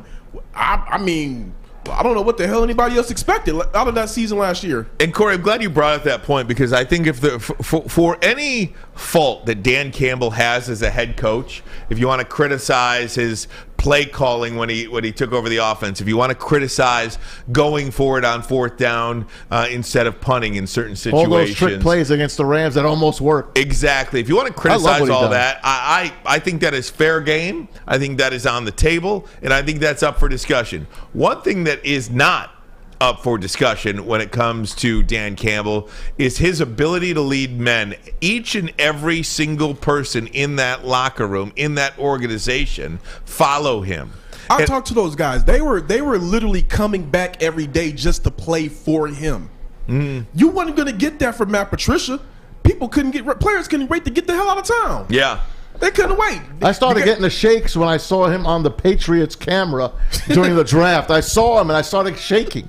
I can't help myself. He looked good, by the way. He looks like he lost some weight. Whatever. I do think, nonetheless. I do think that is something to bring up with Dan Campbell. And as we went back to something we talked about yesterday, Corey, and that's Jameson Williams. And I think it's unfair for people to look at Jameson Williams. You were there. The press conference that he gets introduced, he's not looking all excited or looking all happy. Trust me, he's a Dan Campbell guy. Some guys are just not ready for the camera. They're not camera built. I mean, hell, when I first started here, Maz is the guy who helped me get camera ready. I saw a camera and start shaking. I'm sorry for that, by the way. Some guys are just not ready for the camera. He's out there to go play football. And off the camera, he just seemed like a guy that was just really laid back and chill. Think about this. Before his injury, he was supposed to be probably the top wide receiver taken in the draft. Then you see like 3 or 4 guys get taken ahead of you, and you were like, oh, crap, the Lions traded up to get me? Oh, he's probably just shocked, and he has the chip on his shoulder. He's not lacking any confidence. You saw what he said during the his introductory press conference. I would have ran the fastest 40 ever. That guy's just trying to get healthy, come in here, and go to work. I think that if you're just going to look at his, he's not smiling and happy to go. I mean, Aiden Hutchinson, he smiled for the photos, but after that, it was just an all serious business look. I don't give a damn whether he's smiling or or just laughing and running up and down. Is he going to be ready for training camp? Can he play football? That's all that should matter. Who gives a bleep about what he looks like on a picture? Good call, man. Good call. Yeah, but it's things that we look at because we're jaded. We're jaded. We look at these guys. Hey, look, I'm the elder statesman here, and I always think when these guys get drafted by a particular team, what's going through their head? Like, do they really want to go to that city? Do they really? Because the NFL draft, it's the only thing where you can't really pick your job. They pick where you're going to play. They pick where you're going to do your work. And when Ndamukong Suh came here, the word was out on the street. He don't want to be here. He's not going to stay here. His sister and his corporation, they got this company. They want to go to Miami eventually, go to South Beach, and that's what happened. It's unfortunate that the Lions couldn't pay him. Maybe he would have stayed. Maybe things would have been different. But when you see these players come in and you see a couple of the high guys, like the high-ranked guys like Jameson Williams, and he doesn't look happy, I can look at him and say, hey, man, kid, I don't blame you. I'd rather go to the 49ers. If I had my choice, I'd rather go somewhere else. I'd rather go to the Cowboys, whatever. So he's here. You saw all these guys come into Allen Park. What did you think of the whole class in itself? Like Josh Paschal sticks out in my name, in my memory banks here. Now here's the thing. People try to act like when I gave my grade on the morning show a couple of days ago, I'm going to say it again. I gave the Lions a B+ draft. And I don't know why in the world everybody thinks a B+ is like a cardinal sin. A B+ is what? Above average. It's a notch below an A-. And I thought that they knocked out the first round out the park. Aiden Hutchinson and Jameson Williams, great picks. Everything else, I thought it was good and solid. Paschal, that is a really interesting pick. I did not see that one coming. But when you go back and you go look at the next-gen statistics, Paschal and Aiden Hutchinson were 1 and 2. Well, Hutchinson was 1, Paschal was 2 when you're talking about that athleticism scores at the edge rusher position. The fact that the Lions went out and got 1 and 2, that is something to marvel at. That is something to say, like, you know what? Brad Holmes is done his homework. He not only went and got a high character guy, because that's one thing that's really been talked about Paschal, but you also got a guy who has athleticism and can be a contributor on day one. I don't know if he's going to be a starter. I think we all agree Hutchinson's going to be a starter, but Paschal's going to be a contributor on day one. Here's one of my issues with the Lions, too. Not an issue. That's not the right way to phrase it. Here's one of my feelings about the Lions, too. At what point do you got to start winning some games here? I mean, we're all, if they win 6 games, if they win 7 games. Like, what is that? Each and every year, 18 of the last 20 years, I think, or 17 out of 19, there's been a team that finished last place one year, finished first place the next year in the division. At least one of the last place finishers in the division the year prior won the division. So why not us? Why not us? It is easy to get good quickly in the NFL. You don't have to do this steady incline up. Why are we so okay with, maybe they can go ahead and win 6 games this year and go get their quarterback next year? No, that's not how you do it. Well, 2 things are operating here. Well, actually, multiple things are operating here, and I'll try to address each one. So we also have to look at Lions. First, we got to look at the Lions previously to the Brad Holmes, Dan Campbell regime. Every year, I can't speak for Maz or you, Ryan. You guys have watched a lot more Lions, because you guys are older than me. But every year of my life, I've seen the Lions do Band-Aid jobs when they're talking about redoing the team. Mm-hmm. When Sheila Ford took over and brought in Brad Holmes and Dan Campbell, and the way they went ahead and pretty much let everybody go, signed a bunch of guys and give them on small deals, giving them chances. That to me was like, hey, we're starting from the ground up. So last year they were a 3-win team. I don't like to go into if this would have happened. I think 3 of those losses could have easily been a 6-win team had it not been for some unfortunate luck. But that's neither here nor there. Sure, you got Hutchinson because of it. Yeah. So with this season, if they're relatively healthy, I'm thinking that 7 wins should be the basement based off of the schedule. Right. I think the ceiling is 9 to 10. Because here's the thing. If the Lions stay healthy, first off, Jared Goff is not, in my opinion, he's not a great quarterback, but he's a good above average quarterback. Above average? Yeah, you can get to a playoffs and win a playoff game with an above average good quarterback. All you have to do is do what they did with Jared Goff and with the Los Angeles Rams. You surround him with weapons on offense. Last year, Goff did not necessarily have that. Tyrell Williams, Quintez Cephas, and Brashad Perriman, they're gone by week 3. Perriman didn't make the team. Tyrell Williams went out game 1. Quintez Cephas went out week 2. So he's not throwing to his ideal targets. TJ Hawkinson, inconsistent health. Now he's going to start the season with Jamal Williams and DeAndre Swift in that backfield. He's going to have a DJ Chark, a Josh Reynolds, a Quintez Cephas is coming back, Amon-Ra St. Brown. And then you got Jamison Williams, who I personally don't think you don't have to insert this guy until week 6. Let him get healthy. You don't need to throw him out there. And you still got Hawkinson. You still got a James Mitchell, who at first I was kind of like, why are you getting 2 guys on ACL injuries? But from the reports, he's already running. Yeah. He's already going through his drills. He's expecting to be ready by training camp. He's expecting to get cleared by the end of next month. So you're surrounding Goff with all the opportunities to be a successful quarterback. If health is on their side, 7 wins should be their basement. I got 10 at the ceiling. So I think that with the way they're building the team out right now, you can expect their turnaround to be a lot quicker than years past. I love it. No, I do love it, and I think that should be the expectation this year, no doubt. I want to hit you guys with a couple of more Lions issues as well, but I want to look at some of the steals of the draft and what I really have a problem with when it comes to that topic. We'll hit on that next, but first, a message from Guardian Alarm. Guardian Alarm, they are your local security experts and have been for over 90 years. Guardian Alarm helps you feel safe, gives you peace of mind, whether you're at home or on the road. They're 24/7 local monitoring. Make sure what is important to you is safe. Call 1-800-STAY-OUT for peace of mind. 1-800-STAY-OUT right now. Let them know Woodward Sports sent you. We'll be right back. Ermanni and Edwards. Woodward Sports Network, Detroit.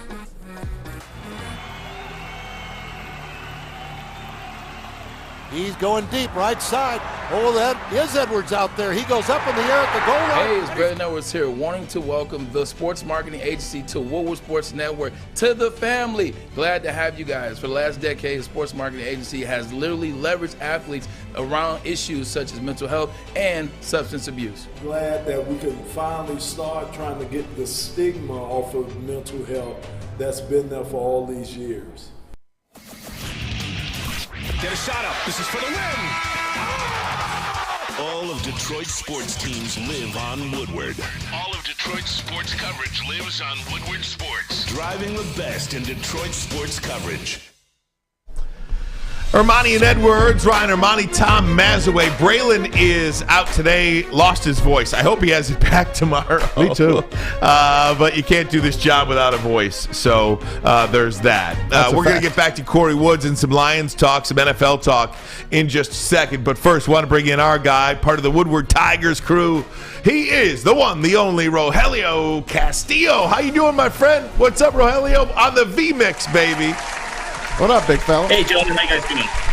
Good. Rogelio, let me hit you with this right off the top, and it's something we talked about in hour number 1 of the program. Do we overvalue our sports teams here in Detroit? I was banging on that drum that the Detroit Tigers are going to compete for a division championship this year. At the very least, with the extra wild card, they're going to compete for a wild card. Then all of a sudden, Vegas comes out and says, your win total 78 wins.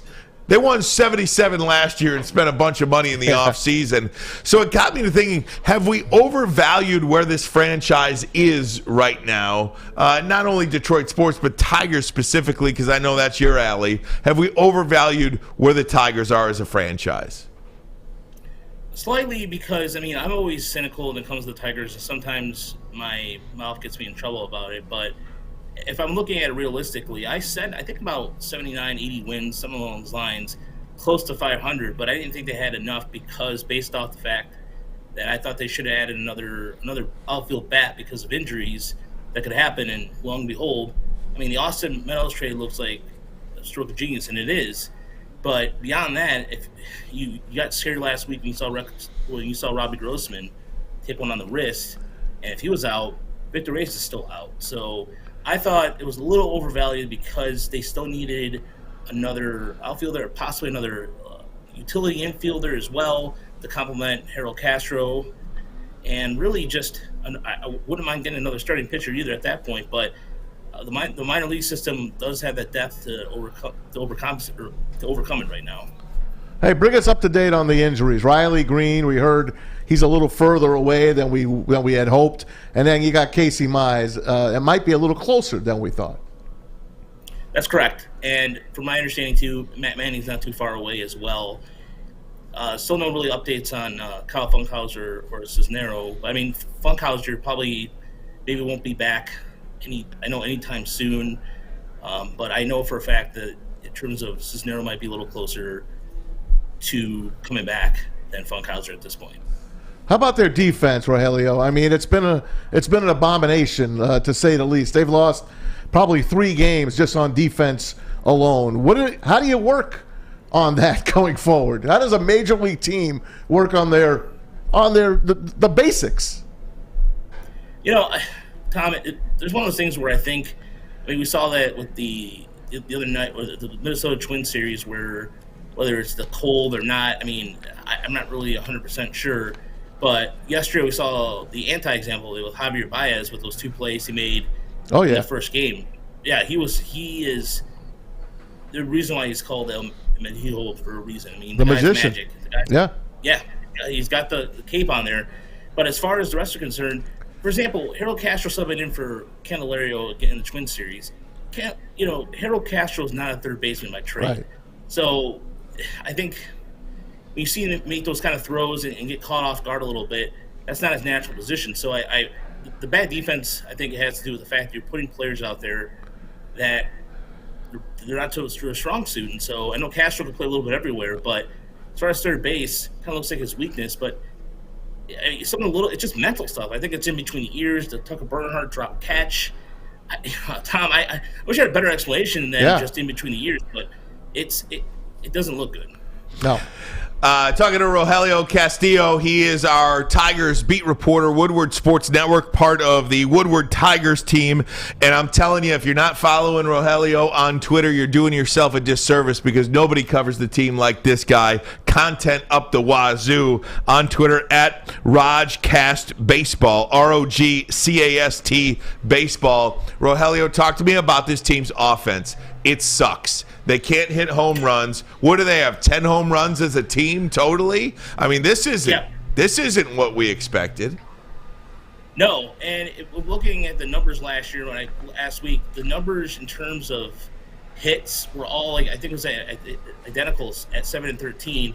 the home runs were the exception. Last year, around that same 21 game mark, they had almost, I think it was like 25 home runs to that extent.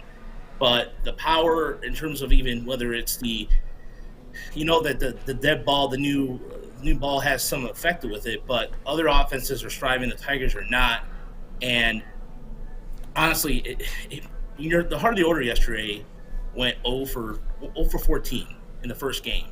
And you win a game because you took advantage of the Pirates' errors. In the second game, the heart of the order struggled again. And that's just not going to get it done. I mean, and Candelario's coming around, which is great. But at the same time, Mickey has struggled recently. Him kind of coming back down to earth. You saw the home run. I'm not going to nitpick him too much, but even if you shut down somebody like Austin Meadows right now, who is going to step up? I mean, if Baez is going to be there, Baez is quickly making up ground for when he lost his games. And if it wasn't for him in the lineup or Meadows, I shudder to think where we'd be at right now. And it's just a matter of whether it's I know people saying the warm weather, but I think, the baseball average being as low as it's ever been doesn't help either. And the Tigers, you look at some of the data, the advanced numbers, it doesn't play well. And so, I mean, you're talking since 1981, the lowest numbers we've seen in offense. So for all around the league. But as far as Detroit's concerned, I mean, when you're throwing a fastball down the middle of the scope, Jonathan Scope, it could be anything he's missing. And so there's no alternative either. If you look down at Toledo, Cody Clemens, everybody talks about bringing him up, but statistically speaking, Scope didn't heat up till late May, early June last year. So Tigers should give him all the rope he can because he's a veteran and he's earned it. Hey, last thing, Aurelio. Yesterday, Ryan brought it up. 30 games in 27 days. So far, we're 1-1. He says we got to go 17-13 in those games to really maybe be competitive as the year goes on. How important is this stretch? And do you think 17-13 in the next 30 is fair? 17-13, Rogelio. The reason I said that is because it puts you at about 3 games under 500 by the time the month of June starts. No, Ryan, I think that's totally fair. I mean, you have Oakland, who's coming down to earth next week. But the first things first, they got Houston. 4-game series. And Houston's a beast. I mean, even with, Jeremy Pena, who is their rookie shortstop's coming down a little bit, but they still have Jordan Alvarez. You have Alex Bergman. Altuve had a sore hamstring, so I'm not sure if he's going to be able to play tonight. But still, they have a really good rotation, too. So they just missed Justin Verlander, but you have Oakland coming in, which will help. Oakland's come down a little bit, but they're still over 500. You got Baltimore, but again, we saw yesterday what they did with the Pirates. They might who knows how they're going to play against Baltimore. But after that, you got Tampa, you got Cleveland, and they have to really do well in those division games to stick to that. But Ryan, I think 17-13 is more than fair. I think that's accurate. That should be keeping them competitive enough. And the AL Central as a whole blows right now. It's not anything like the AL East or even the AL West right now. But if they can do that, I think they can stick around and be competitive at least. Rogelio Castillo, our guy, Woodward Tigers. So happy to have you, my friend. So great to see you around the building as well. Continued success. You're doing a great job, and we're really, really excited you joined us today. Thanks, Raj. Thanks, gentlemen. You got See you, it, bud. my man. Follow him on Twitter at ROGCAST, Rajcast Baseball. Hey, the Yankees streak came to an end yesterday. Kind of knew it would. Yeah, well, it had to. A 2-1 game. Tough game against Toronto.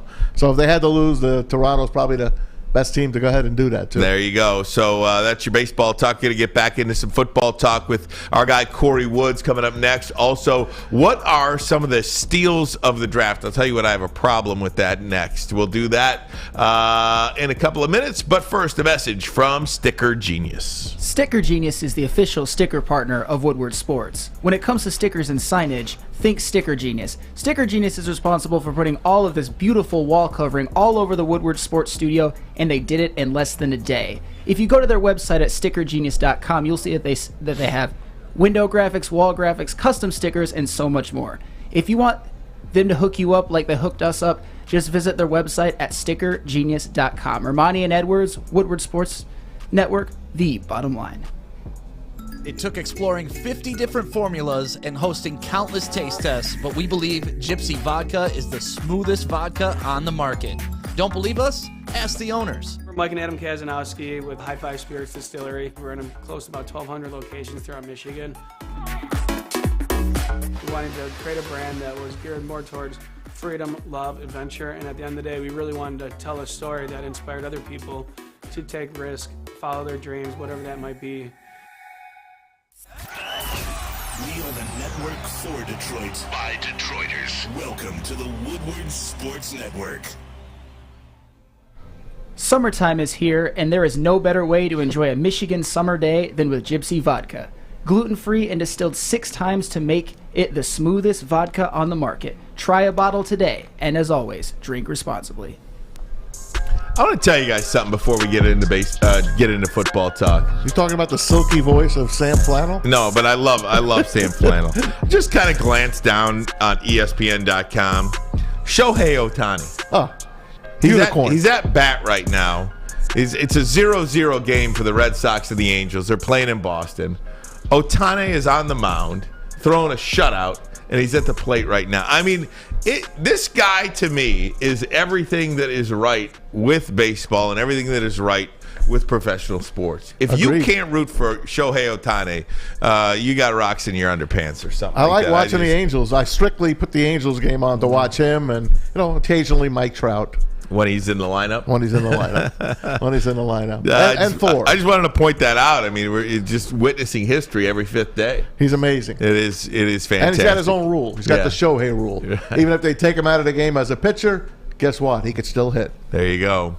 Talking to our guy Corey Woods now, our Lions beat reporter. He's around the team all the time, giving us all kinds of nuggets. Rookie camp on the horizon here.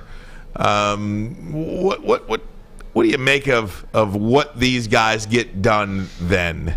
I think just getting more familiarized with the playbook, getting the workout, getting acclimated with their teammates, the facilities, and just like run through. Right. Basically, don't get injured. Yeah. That's don't get injured. Here's your playbook. Don't get injured. Run around. Tom Mazawey's out there. He loves these guys. Rookie camp. Oh, my God. This is great. Can't wait. But it is what it is. Hey, I wanted to talk to you guys about the steals of the draft. I saw this, and I always find these things interesting because I think you could take a dartboard and just start pegging darts at it. Start pegging BBs at it, because as we take a look at it, there isn't one guy on here that we think is a steal. I guess I feel the same way about this as I feel about draft grades. How can you possibly name anybody as a steal of the draft? Well, you could say Nakobe Dean. Malcolm, but maybe he gets hurt and plays three games this year. But you don't know that yet. I know. Neither do you know if Malcolm Rodriguez is some Pro Bowl linebacker for the Detroit Lions either. David Ajabo. That's a steal. Is it a steal, though, if he sits out all season? Yes, because Baltimore's got enough. And guess what? He is the perfect guy for that team. That's also why, and you know what? I'm glad you brought up Ajabo, because that's also why I don't think that Nakobe Dean is the steal that everybody's talking about. The guy had a meniscus injury, he had an ankle injury, and the biggest thing of all is he had a pec injury that he refused to get surgery on. So it's already looking like this guy's going to miss significant time to start the season anyway. So yeah, that's why I was kind of out on, like, when I started learning that stuff throughout the draft, I'm like, oh, he's went through all of this. How did that stay so quiet for so long, though? It's the draft. It's poker.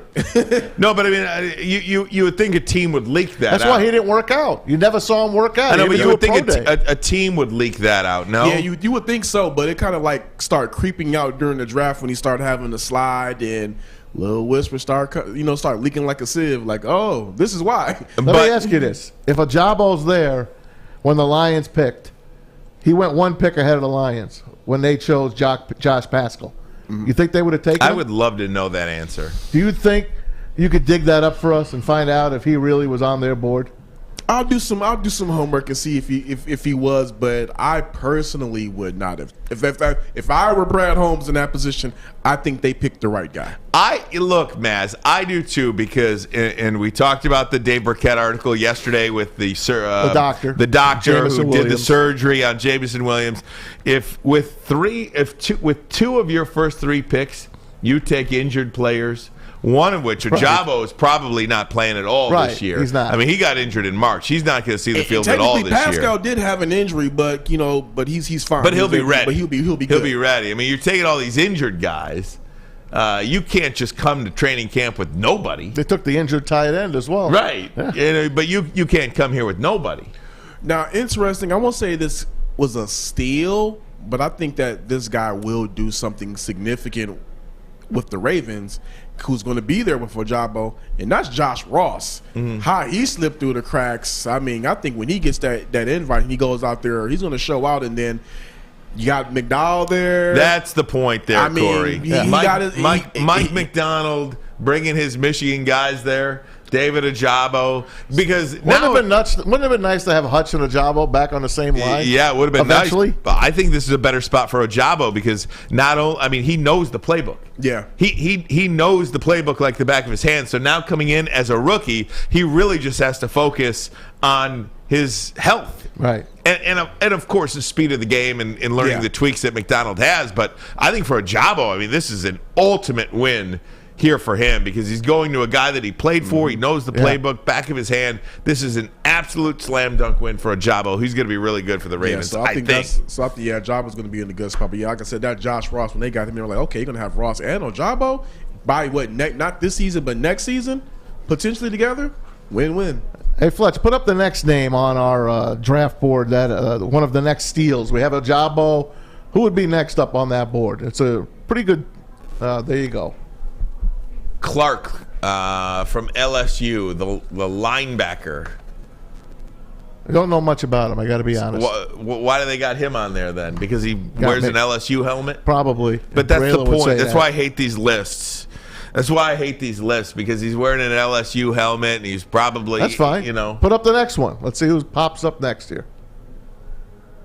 Now, Jermaine Johnson. Jermaine Johnson, I really traded back like, to get him. Right? I mean, this is a guy that many people believe was a top Dave Burkett's favorite guy. Pick. Yeah. He was a last chance you guy, right? Yep. Isn't How that about something? that? And he made it through. See, I root both for teams. How can you not root for these people, right? I mean, when you talk about a guy's life, he just changed the course of his whole family's life. Guy that went to last chance you and took advantage of that last chance and made something out of himself. If I was a Jets fan, I mean, I'd be glowing about this guy. Corey, how high on the board was Jermaine Johnson for the Lions? I don't think as far as like those addresses, I don't know if he was in the mix. I could be wrong about that. But I don't think he was in the mix. But if he wasn't, he should have been. All right, Fletch, let's go with the next guy. Dun dun dun. Matt Corral. Is it Coral or Corral? Do we know? I've heard a lot of people say Corral, but I heard some people say it's Coral.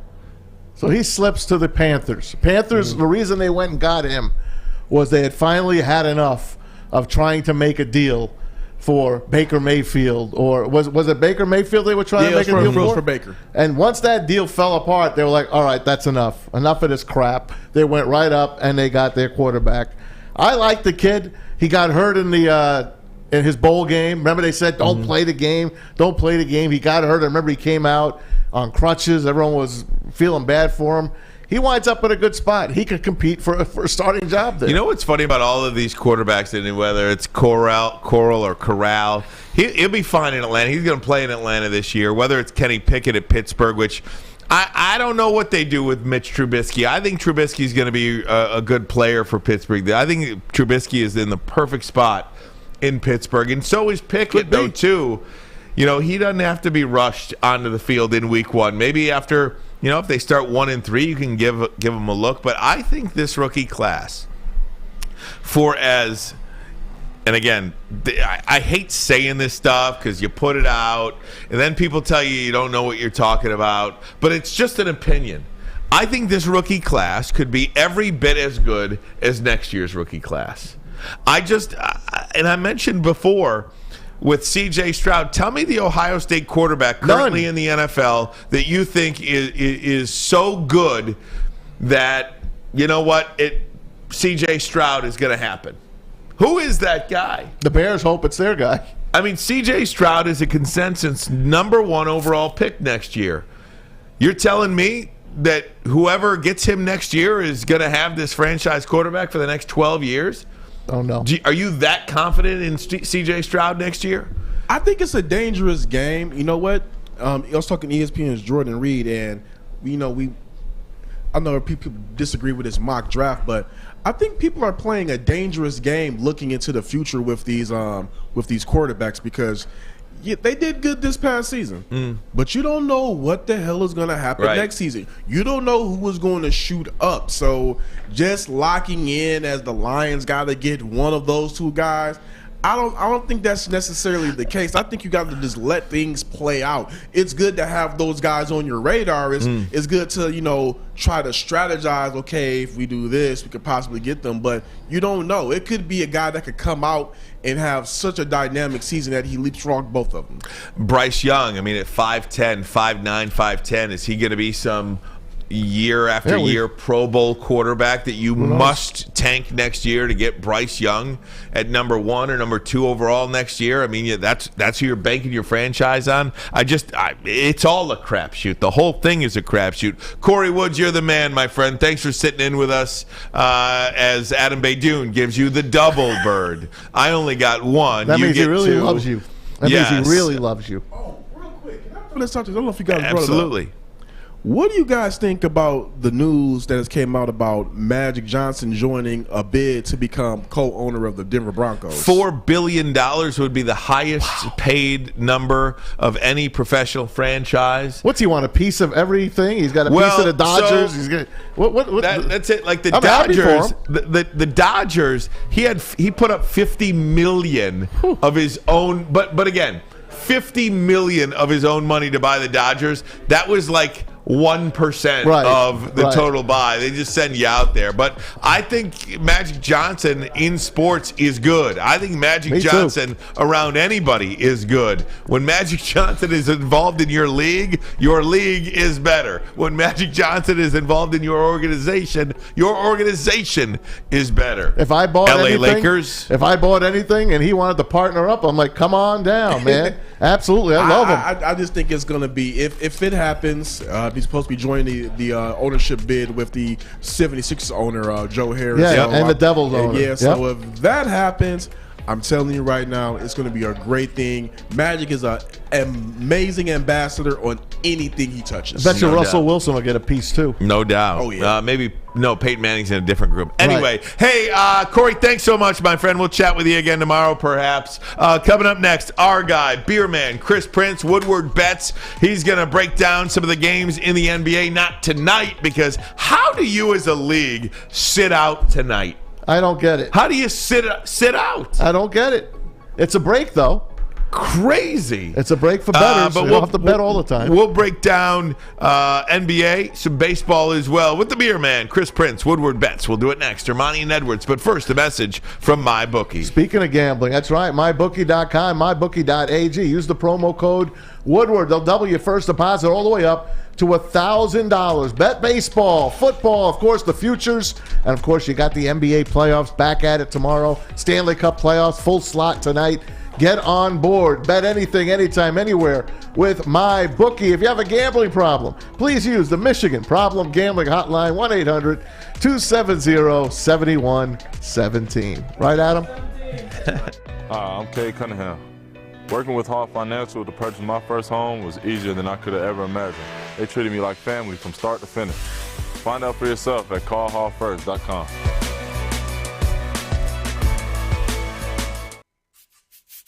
You don't have to go to the beach, man. You don't have to get your butt crack full of sand. You just need a little chili peppers, man, to get that glowing beach chili peppers tan. Woo! With 26 locations in the Metro Detroit area and more coming, Chili Peppers Tanning is where you'll find the cleanest salons in the D. Join the Pepper Club for the best deals on unlimited tanning. Head to chilipepperstanning.com. You just need a little chili peppers, man. Hey gang, want to tell you about Wing Snob, fresh, juicy, hormone-free chicken. Wing Snob has the best traditional wings. Try out those signature sauces, Jamaican jerk or lemon pepper. Wings, tossed to perfection in any sauce you pick. When the wings are this good, you're allowed to be a snob. Order online or look for a location near you. Wingsnob.com. Wingsnob.com. We just have better wings. And we're back. Yes, we are. Ermanni and Edwards, Bottom Line, Woodward Sports Network, with our good friend, the one, the only, Chris Prince, Beer Man, on Twitter, at BeerMakersFan. Beer. Woodward Bets. Beer, how you doing, buddy? I'm good, guys. How are you? Good to be back. It's been a couple weeks, so good to be back in the house. Looks like we missed you. Matt's got a little promotion here, so Braylon, hope you're doing all right out there. But fellas, how we doing on this Thursday? Doing good, my friend. Doing good. How's the gambling been for you with all the playoffs going on and some baseball to boot? On a nice little tear. Yesterday was good for us. Scott and I both like the Miami Heat. Felt that was an easy one. Said that spread should have been double digits. So to see that one at 8 certainly was something we jumped on. Phoenix, easy win last night. Devin Booker, we gave the prop on his over 25.5 points last night. So on a roll, Matt. So we have to keep it going here tonight with these games going on in baseball. Basketball tonight. It's weird. You know, when that last game ended, the Milwaukee game, they're like, all right, game 3, Saturday in Milwaukee. I'm like, it's like Tuesday. What the hell do you mean Saturday? So they love dragging it. Weird little break here, yeah, but we'll be back in action tomorrow. What effect do you think that has on a series, both the winning team and the losing team? When, you know, Milwaukee, hey, they went to Boston and got the job done. They got the split. They're coming home. They're resting up. Of course, Chris Middleton has been out, so maybe the break helps him a little bit. I don't know if that will affect him, if he'll be able to be back at any point in this series, but all rest is good rest. Who wins in that situation, Milwaukee or Boston, with, 3 days off in between games, full days? I think it's Boston. I hate to say it. You got my Bucks gear on here, but it sounds like Marcus Smart getting closer to a return, where Middleton, I don't know that we're going to see him for a while. Smart, obviously a huge factor for that Boston team. Defensive player of the year, a guy that you can throw on, a Drew Holiday, try to slow him down a little bit. They did a good job on Giannis the other night, and maybe they unlocked something with Grant Williams. So I honestly, Ryan, I think it helps Boston. They have to travel. They get Marcus Smart back potentially for this game 3. I think it helps the road team here. How about that series that I just can't take my eyes off, the Grizzlies and the Warriors? They're going to get together again on Saturday night. I can't wait for it. This Saturday or next Saturday? This Saturday. Okay, just making sure. It's this Saturday. Sure. Yeah. June 7th is the next game. Yeah, I mean, really. I mean, how's that game been for you? 2 dead close games so far. What do you see in Golden State coming out? I just think Golden State is the better team, as the deeper team, and I think that's going to play out as this series goes along. I mean, how fun is Ja Morant? I mean, we all love Ja Morant. He's unbelievable. Down, right, I mean, that dunk he had last week, one of the best in-game dunks I have ever seen. I literally jumped out of my chair when that happened. So he is fun to watch. They are a deep team, but they are not as deep as the Golden State Warriors. They have so many ways to beat you, and I think the wild card, Draymond Green, you know, and they're really starting to rub him the wrong way. We saw him flipping the double bird to that crowd. This is a guy that can be the difference maker. The headliners are obviously Ja Morant, Steph Curry, Klay Thompson, you know, some of the offensive guys. Memphis does not have a Draymond Green where they can stick him on almost anybody, can get it done in a variety of ways out there. Maz, I just think Golden State, the better team, you're going to see that start to play out here as the series shifts to Golden State. I think it's going to be tough for Memphis to steal when they're on the road. Friday night, a couple of games. Tomorrow night, a couple of games in the association. Is there one that jumps out at you? Do you have a play on both?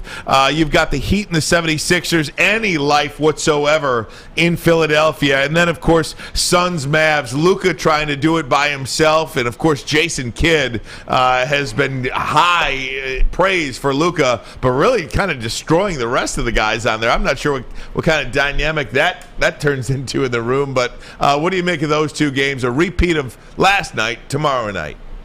Yeah, I think we're going to see more of the same here, Ryan. It's just a mismatch right now without Joel Embiid. Miami is just a much better team. They have so many ways to beat you. If it's not Jimmy Butler, it's Tyler Hero coming off the bench. If it's not him, it's Bam Adebayo dominating the paint. Philly is so thin. I mean, they need vintage 40-point-a-game James Harden. We're not getting that right now. He looks unengaged, uninterested. I don't think he's suddenly going to snap into being that guy. as good as Maxey has been, as good as Tobias Harris have been, they are just outgunned here without potentially the MVP of the league. So I'm going right back to Miami. Looks like an opening spread right around 1. I thought that would have been 3 or 4, so it's the same feeling from yesterday. The line doesn't feel high enough.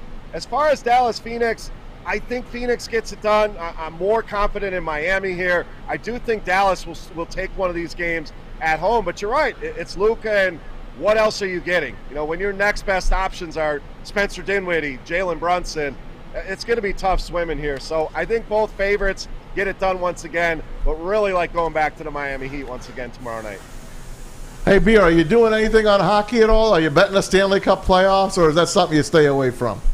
I leave that for our boy Beastie. I don't mess with the hockey, man. It's enough with the NBA, MLB, NFL starting to look at some of that stuff. So I'll leave the hockey to Beastie. Should be on the show this weekend. So if you're looking for hockey takes, that's the place to check. Got a slate tonight of games in Major League Baseball. About 6 games left on the board tonight in baseball. Any plays for you tonight, Beer? Yeah, I'm actually going a couple of unders here tonight, Ryan. We know the baseball has just not been leaving the yard at the same rate. The scoring has been down.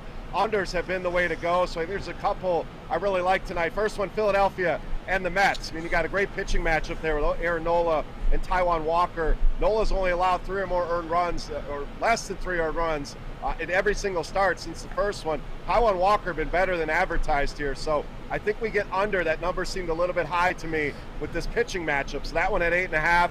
And I hate to say it, guys, I'm going under on the Tigers here tonight. I mean, 72 runs scored. Only the Kansas City Royals have scored less runs than this team. I just don't see them get it going here tonight. Skubal on the hill. Are we going to get good Skubal, bad Skubal? We've seen 2 good starts, 2 rough starts. I think he does all right here tonight. That Astros team, a lot of big names, and you think they hit lefties well. The numbers are not that impressive here, so I think we could get a little bit of a pitcher's duel here. A team that has struggled to score runs, that total seemed too high as well, so under in that one for me as well. Your high-flying Brew Crew is dominating again. They're beating the hell out of the Reds. Should you just bet against the Reds for the remaining part of the year? Would you be a winner at the end of the year? I think you got to be. You'd be a rich man already through like the first couple weeks or months of the season. I mean, they have been absolutely terrible. So certainly a team that I have picked on, especially with pitchers, Matt. Something we forget about are those strikeout props. I mean, Brandon Woodruff's the other night was 6.5. He racks up 12 strikeouts in that start against Cincinnati. So a lot of young potential pieces on that team, but certainly a bet that you should be making almost every single night is finding not only the money line, finding those run lines on the Reds as well. They've just been uncompetitive in a lot of these games. Hey, I know you're the fantasy football guru of FanDuel. You're the champion. Everyone taps into you. How about your daily fantasy in baseball? How do you make some money on this?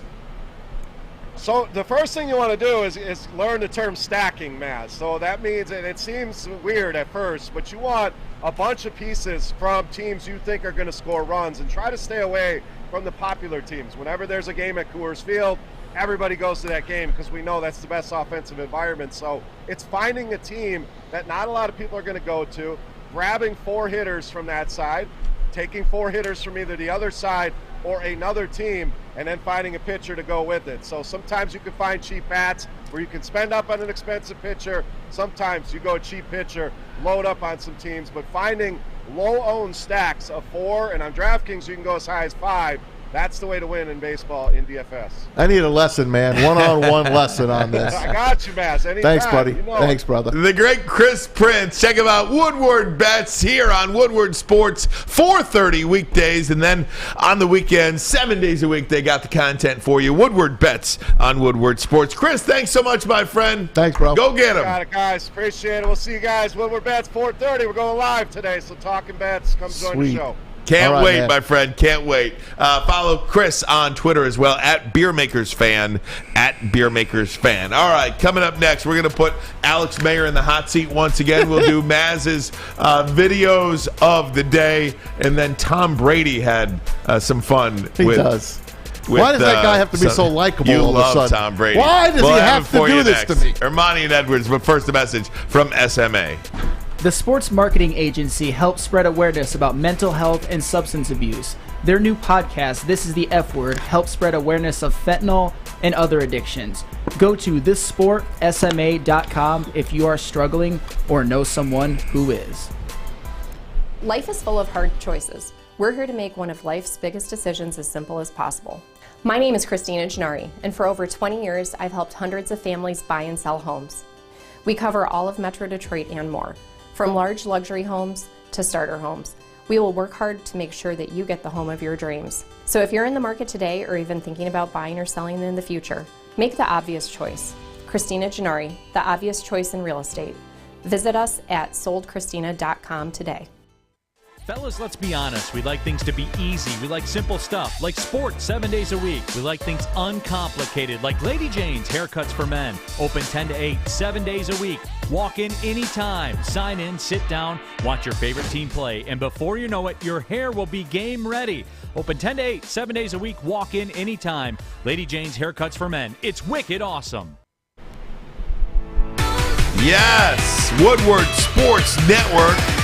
Thanks for hanging out with us today, guys. We really appreciate it. Everybody on the YouTube chat, you guys rock, man. Thanks so much for taking your time to listen to us. We certainly appreciate it. Braylon out today. He's got a voice problem, and you can't do this job without a voice. You can't. No, it's not impossible. At all. But it is that time of the day. We like to play Maz's videos of the day, but before that, I apologize. I almost screwed you guys there. Ooh. But before that, I want to talk about Tom Brady and why is he so likable. Gosh. I love Tom Brady. I've always liked Tom Brady. I was always loved Tom Brady. Even when he was at Michigan, I was not in the Drew Henson camp. I was in the Tom Brady camp.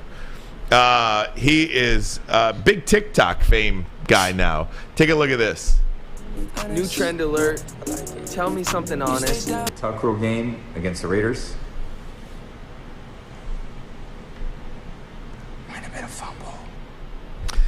So it's a Justin Bieber TikTok. If you were having a hard time listening to it, Justin Bieber says, "Be truthful about something." That was Biebs? Right here, yeah, it was Justin Bieber. Be truthful about something you were never truthful about before, and he says, "The tuck rule. Tuck rule.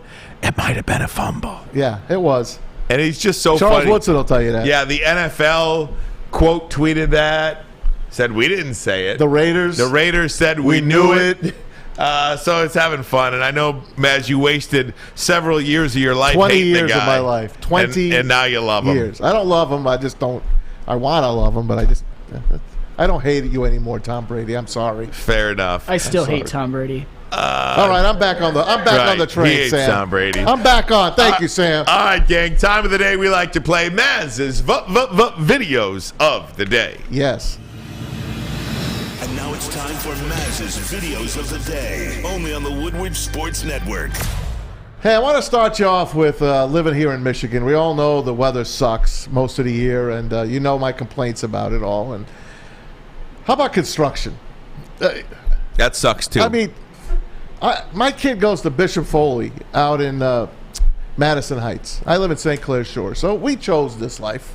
We chose to drive her to school and pick her up every day. And every time I pick her up, 14 mile, 13 mile, 11 mile, it's a quagmire, to say the least. So everyone knows construction blows. This bus driver I'm going to show you just had enough of this crap. Take a look at this.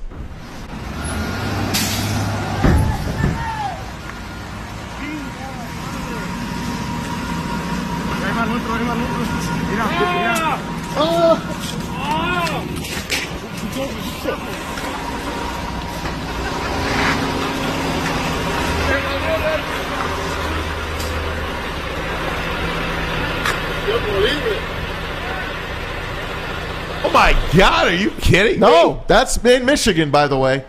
That school bus had enough of the crap. He wasn't going to back down the block. Enough of the crap. He was That's done. Southfield. He went over the cement that was just laid down on the sidewalk and got the hell out of there. Are you kidding me? No, and I don't blame him. I don't blame him. Wow. I don't know how that's the first time I've seen that. Isn't that something? You didn't have that on the 9? No. Is that old or new? I found it a couple days ago. Wow. Well, maybe that's why. It's probably played before and I didn't see it. Perhaps. Yeah. Perhaps. All right, let's take you to the south side of Chicago. This week, Cubs are playing the White Sox. and the Cub fans and the White Sox fans having some fun together, crosstown rivalries. How about this beer cup snake that they put together at Comiskey? Check it out.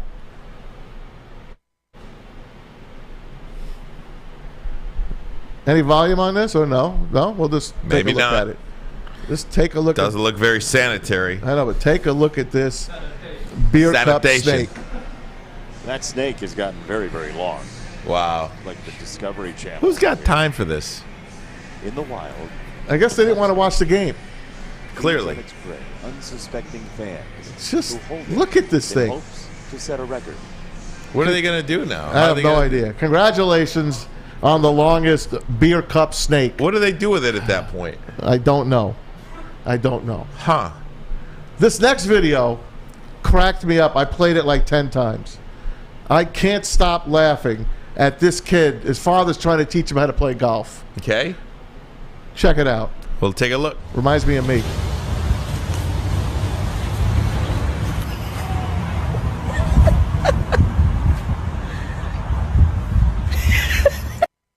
So great. I love it. That's you as a kid. That's me now. Still. That's why I can't stand golf. Not a big golfer there. Not a big golf fan. And I leave you with one last one. Okay. You remember the whole deal? Aaron Judge hits the home run at Sky Dome. The Blue Jay fan gifts the Yankee kid, the fan of Aaron Judge. He gives him the ball.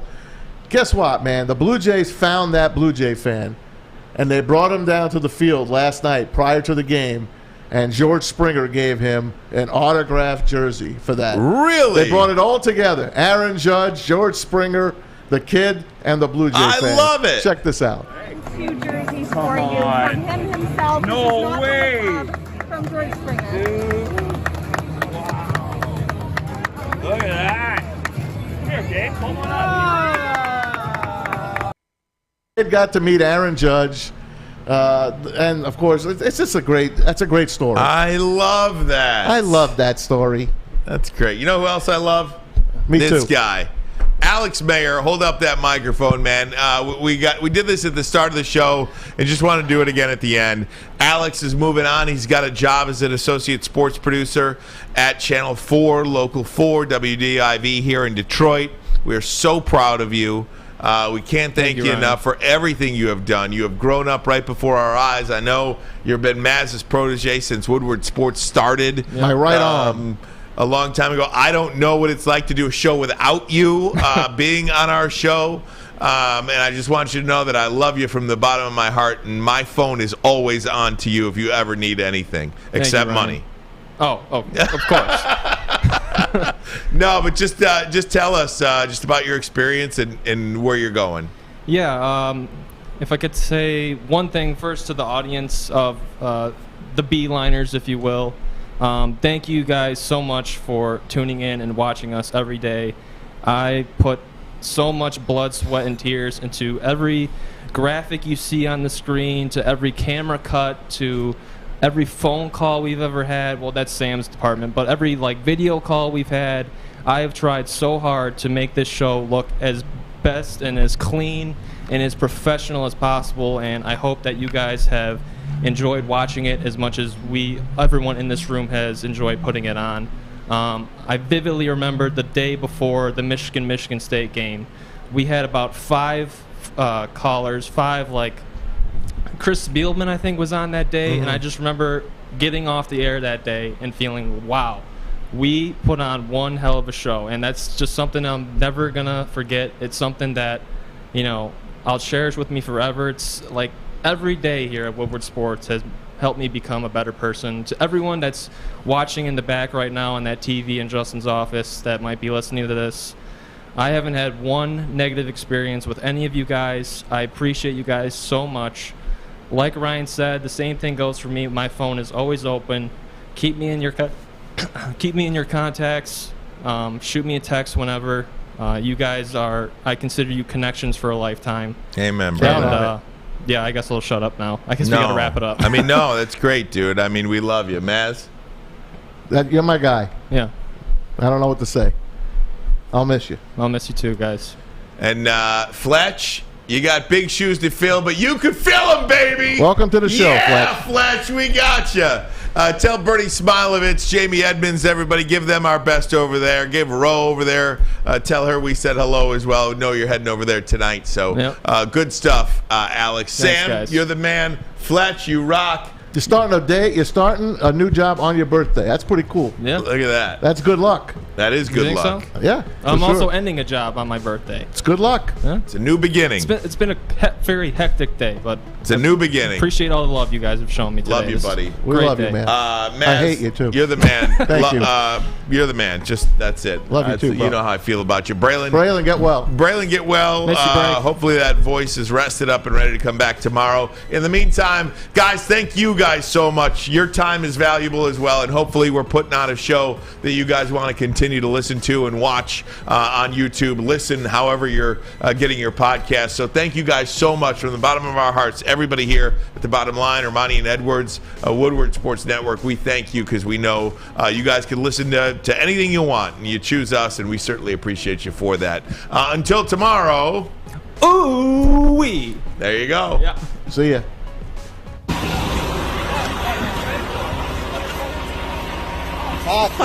Hate people, dog. Yeah, I hate too. Now we're gonna.